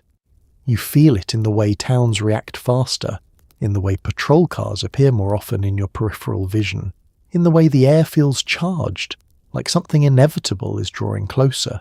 Still, you drive, because driving is what you do. But by 1934, even the engine's roar sounds different, less like freedom, more like a countdown. May 23, 1934. A quiet rural road near Bienville Parish. The car slows. Officers step out from hiding. Gunfire erupts in a storm of bullets. It's over in seconds. Over 100 rounds tear through metal and glass. Let's not rush this moment. It's early morning in northern Louisiana. The air is thick and already warming. Pine trees line a narrow rural road. It looks like any other stretch of highway you've driven 100 times before. Isolated, unremarkable, almost peaceful. That's the point. Frank Hamer and a small team of officers have positioned themselves carefully. They've studied your patterns. They've coordinated quietly with local authorities. They're not guessing anymore. They're waiting. They know you've been in contact with Henry Methvin's family. They suspect you'll pass through this road, so they hide along the tree line, weapons ready. Shotguns, rifles, automatic weapons, calm, patient. You're driving. Of course you are. Clyde's hands are steady on the wheel of the Ford V8. Bonnie sits beside him. The morning feels ordinary enough. No sirens, no roadblocks visible.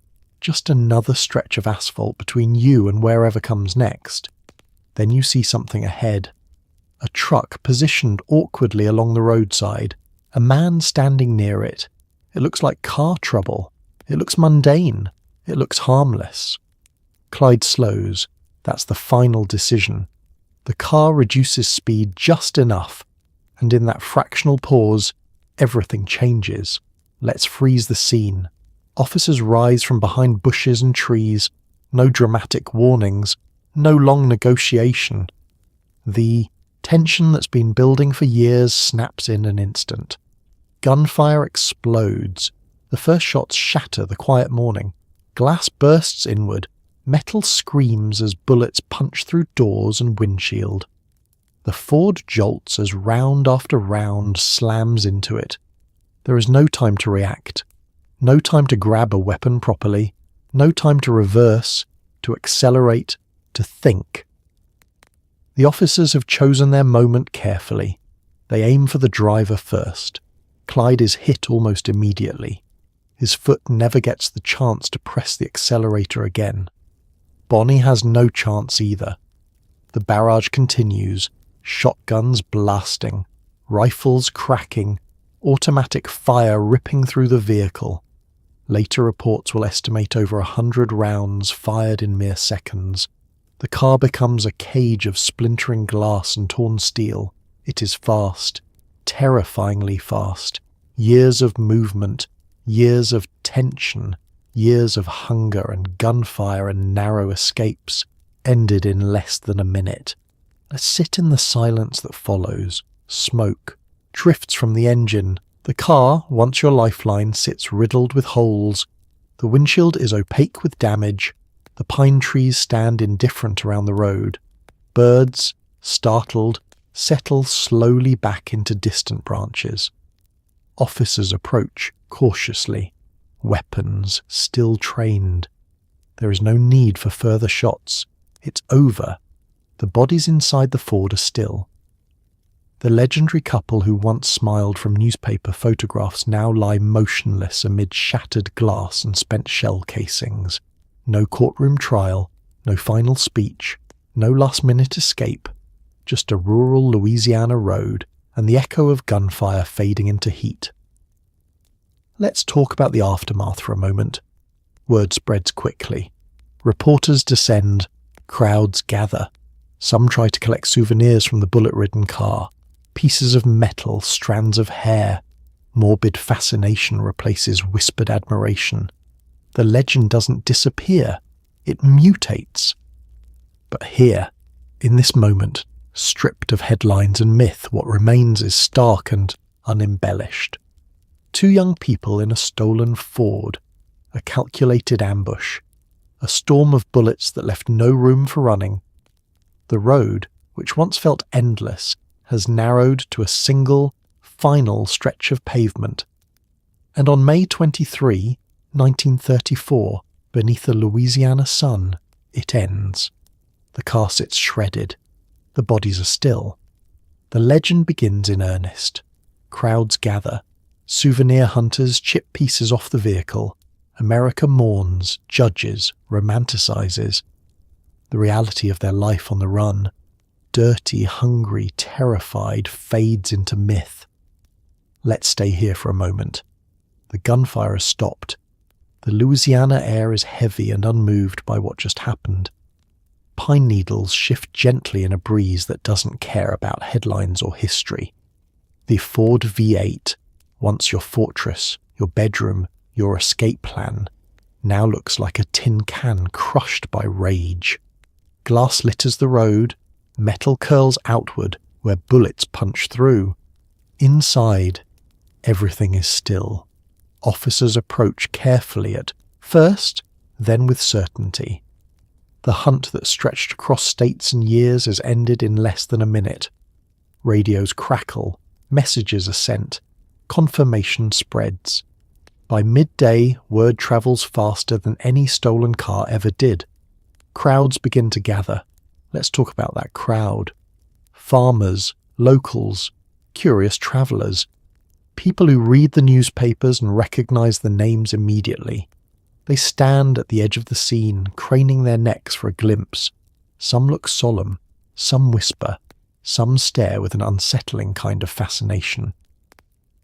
Then the transformation begins.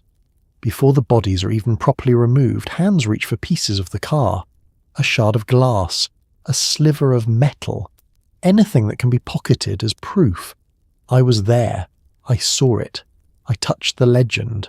Souvenir hunters chip at the bullet-riddled Ford as if it's a relic.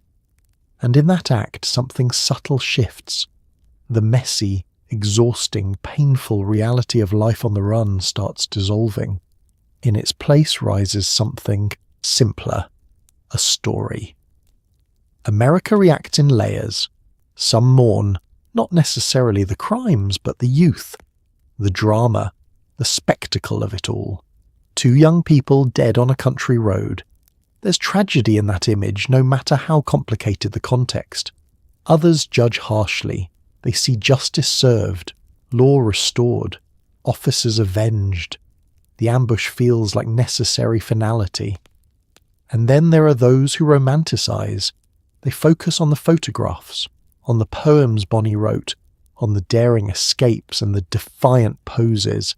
They soften the grocery store robberies, blur the small-town fear, compress the violence into something cinematic, let's be clear.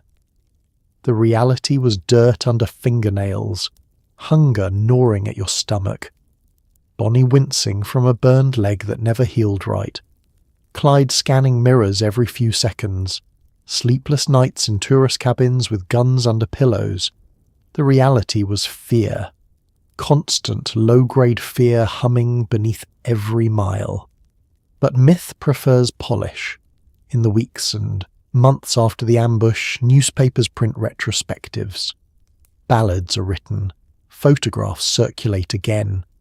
The bullet holes in the Ford become part of the aesthetic, not just evidence of violence. The car itself eventually tours, displayed like a travelling artefact. People line up to see it, to stand beside it, to feel proximity to something that once terrified half the country. And slowly, the uncomfortable details fade. The grocery clerks with shaking hands, the deputies' families, the cramped arguments in a hot car. What remains is an outline. Outlaw couple, Depression era, fast cars, big love, violent end. It fits neatly in headlines, in films, in songs. But if you close your eyes and step back into the real texture of it, you remember something else. You remember dust choking the air as you drove, the ache in your back from sleeping upright, the constant calculation of fuel versus risk, the way every knock at a cabin door made your heart lurch. After the smoke clears, the legend shines brighter than the truth ever did. Because truth is uncomfortable. It's sweaty and cramped and morally tangled. Legend is easier. And as America processes the spectacle, mourning, judging, romanticizing in equal measure, the lived reality of Bonnie and Clyde's life on the run begins to fade, replaced by something smoother, cleaner, almost glamorous, even though the road they travelled was anything but. It's 3:17 a.m. and you are not fully asleep. You never are. The car is parked behind a tree line somewhere in rural Oklahoma, and the windows are cracked just enough to keep the air from suffocating you. Clyde is in the driver's seat, hat tipped forward, revolver within reach. You're folded awkwardly in the passenger side, legs stiff, Bonnie's bad leg throbbing in the night air. Every rustle in the brush sounds like boots. Every distant engine is the law. You don't drift into sleep so much as hover near it, ready to bolt at the first unnatural sound. This isn't rest. It's survival with your eyes closed. Let's stay in this moment. The engine has been off for an hour, but the metal still holds the memory of heat. The night air creeps in through the cracked windows, carrying the smell of damp earth and pine. Somewhere in the distance, a coyote calls. Under normal circumstances, it would be just another sound of rural America. But nothing is normal. You catalogue every noise. A twig snapping might be wind, or a deputy shifting his weight. An engine far off on the highway might belong to a farmer heading home late, or a patrol car turning onto a dirt road. Your body refuses to fully surrender to sleep. Muscles stay half tensed, one ear always open. Clyde's hand rests close to the revolver not because he expects immediate gunfire, but because habit has become instinct. Let's talk about exhaustion. You're tired in a way that isn't solved by closing your eyes. It's layered. Physical from long drives, emotional from constant vigilance, psychological from knowing that one mistake could end everything. But you cannot sleep deeply. Deep sleep is vulnerability. Vulnerability is unacceptable.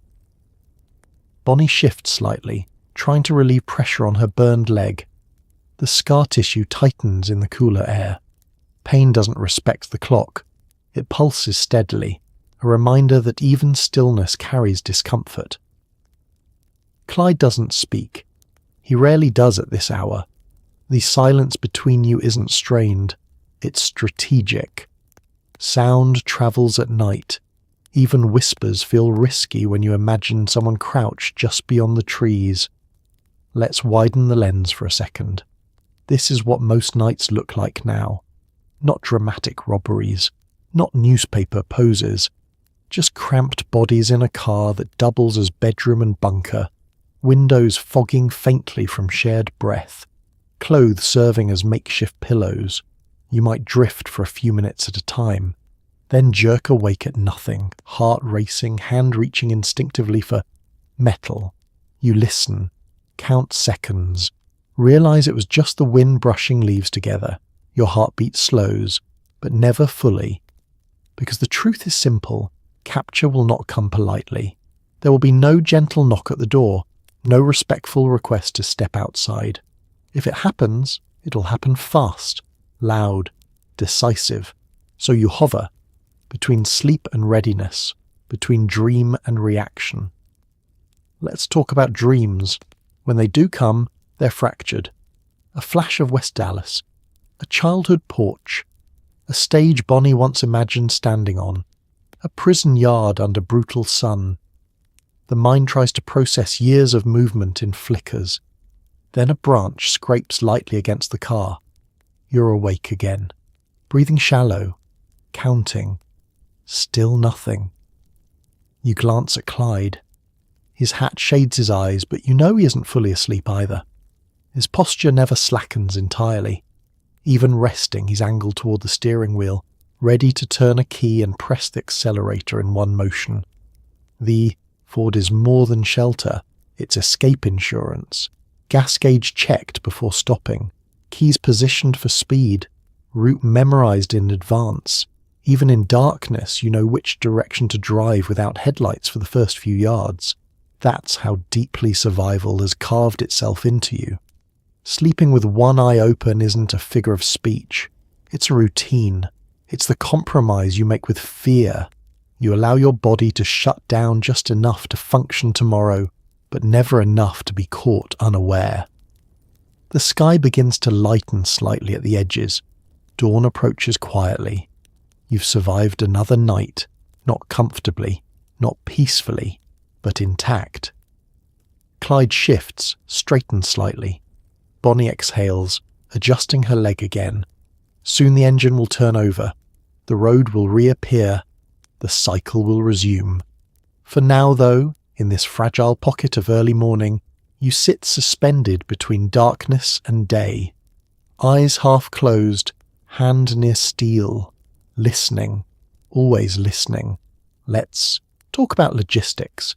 Because outlaw life is less dramatic slow-motion running and more awkward math. You dump the day's take onto a stained motel bedspread, a handful of small bills, loose change, maybe $40 if the robbery went well. Gas costs money, ammunition costs money, food costs money. And you're not robbing Fort Knox. You're hitting struggling rural banks that barely have enough cash to cover payroll. Clyde counts bullets the same way other men count blessings. Every shot has to matter. Every dollar has to stretch. Crime, it turns out, is terrible long-term financial planning. Let's sit on that motel bed for a moment. The floral pattern on the spread has faded from too many years and too many strangers.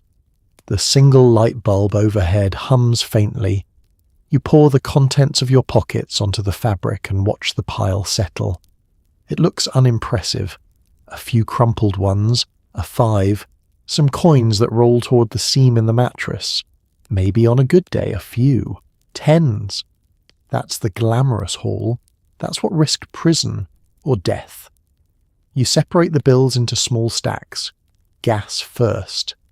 The Ford V8 doesn't run on legend, it runs on gasoline. And gasoline in the 1930s may be cheaper than in your lifetime, but it's still a cost you feel when your income is unpredictable and illegal. You calculate miles per gallon like a nervous accountant. Next, ammunition. Bullets are not decorative. Clyde opens a small box and begins counting rounds with deliberate care. One by one, shotgun shells, revolver cartridges, 36 rounds for the bar. Each piece of brass represents both protection and escalation. You don't waste them. You can't. Every round fired means one less round available when it truly matters. Let's talk about food. Food is inconsistent. Some days it's diner coffee and pie. Some days it's canned beans eaten in the car. Sometimes you splurge a little after a decent take. Fried chicken, fresh bread, something that feels almost celebratory. But splurging has consequences. $40 sounds decent until you divide it across gas, ammo, food, occasional clothing, and the constant need to replace stolen vehicles. The math becomes tight quickly. You're not robbing Fort Knox. You're robbing institutions that barely have liquidity themselves. Small rural banks in Depression-era towns are not vaults of gold. They're fragile financial structures holding together local economies with string and hope. You take what they have. Often it's less than you imagined. Let's widen the lens. Hollywood would later paint outlaw life as lavish, fast money, endless resources. But in reality, you're operating on margins, thin, unpredictable margins. Crime pays quickly, but not generously, and certainly not sustainably. Clyde counts bullets the way other men might count blessings before bed. He knows exactly how many are left, how many were fired last week, how many need to be replaced before the next job. Ammunition is not just expense, it's survival inventory. You both understand something simple. Running out of gas is embarrassing. Running out of bullets is fatal. So the math becomes constant. If we hit a small store, maybe we net $20. If we hit a bank, maybe $60. Subtract fuel, subtract food, subtract risk. The profit narrows fast, and the risk remains enormous. Let's talk about long-term planning. There isn't any. No savings account, no retirement fund, no property appreciating quietly in the background. You don't invest, you don't build equity. You burn through cash to maintain motion. Crime feels immediate, but immediacy is not stability. You can't build a future on a foundation that requires constant escape. Back on that motel bed, the small pile of bills shrinks as you allocate it mentally. The room feels less like a hideout and more like a temporary office. Two exhausted fugitives performing financial triage under a flickering bulb. You tuck the money away carefully, repack the ammunition, blow out the light. Tomorrow will require more fuel, more bullets, more nerve. And as you lie back on that sagging mattress, you can't help but recognize something quietly ironic. For a life that looks reckless from the outside, it runs on careful counting. Pennies, bullets, miles. Because outlaw life isn't endless freedom. It's just survival balanced on a budget that never quite adds up. You pick up a newspaper at a roadside stand and there it is, your face staring back at you. Bonnie described as a cigar-smoking she-devil. Clyde labelled a cold-blooded killer. The words are dramatic, inflated, simplified. You don't recognise the cartoon versions of yourselves, and yet those headlines travel faster than you ever could. Farmers squint a little longer when you stop for gas. Store owners move a little slower toward the register. Fame is useful sometimes. It can freeze people in place. But it also paints a bright red target on your back. Let's unfold that paper slowly. The ink smudges slightly on your fingers. The photograph is grainy but unmistakable. Bonnie with a rifle. Clyde leaning against the Ford. The headline stretches bold across the top, promising drama, promising danger, promising something larger than life.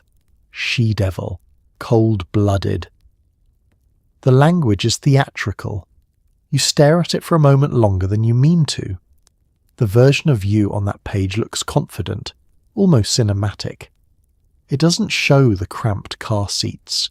It doesn't show Bonnie adjusting her leg when the pain flares.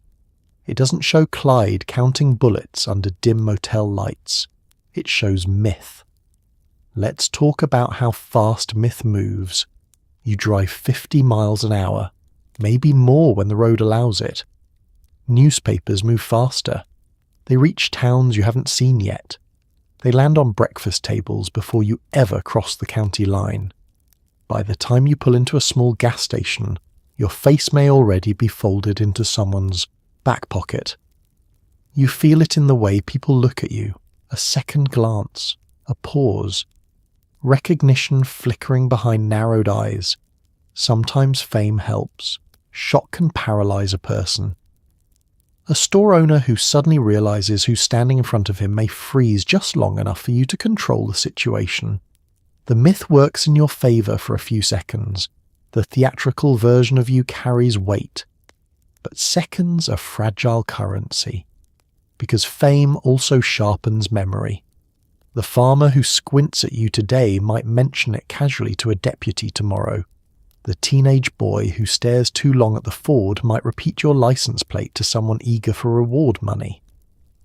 Let's sit in a roadside cafe. The newspaper lies folded near the counter. You don't need to open it again. You already know what it says. Words like notorious, ruthless, infamous. You sip coffee slowly, aware that the room is quieter than usual. A woman at a nearby table pretends not to stare. A man clears his throat and looks away too quickly. The cartoon versions of you are simpler than reality. They don't include nuance. They don't include hunger or fear or arguments in the dark.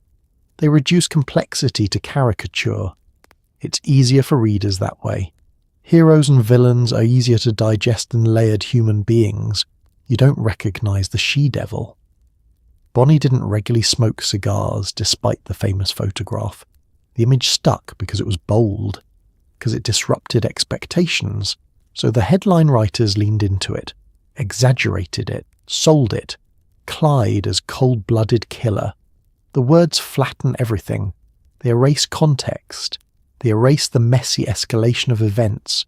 They erase the moments of hesitation, the fear, the chaos of gunfights that unfolded in seconds. Headlines prefer certainty. Life rarely offers it. Let's talk about the target. The brighter the spotlight, the easier the aim. Law enforcement doesn't need to distribute new descriptions when your face is already printed statewide. Posters hang in post offices. Papers sit in barbershops. Your notoriety does half the work for the men hunting you. You become easier to identify, harder to hide. Fame is a double-edged thing. It gives you presence, a strange kind of power. But it also strips away anonymity, the one shield you truly needed. Back in the car, the newspaper lies crumpled on the floorboard. The engine hums. The road stretches forward like always. But now, every town ahead may already know you. Every stranger may already have an opinion. Every headline may have reached them first. You glance at Bonnie. She looks out the window, thoughtful. Clyde tightens his grip on the wheel just slightly. The cartoon versions of you race ahead in ink and rumour, and you follow behind, trying to outrun a story that's already waiting at the next stop. Back in West Dallas, your family answers questions they don't want to answer. Police knock at their doors, neighbours whisper, mothers defend children. They know have done terrible things. You sneak back into town once in a while for a midnight reunion, but it's never peaceful. You see the fear in their eyes now. Not just fear for you, but fear because of you.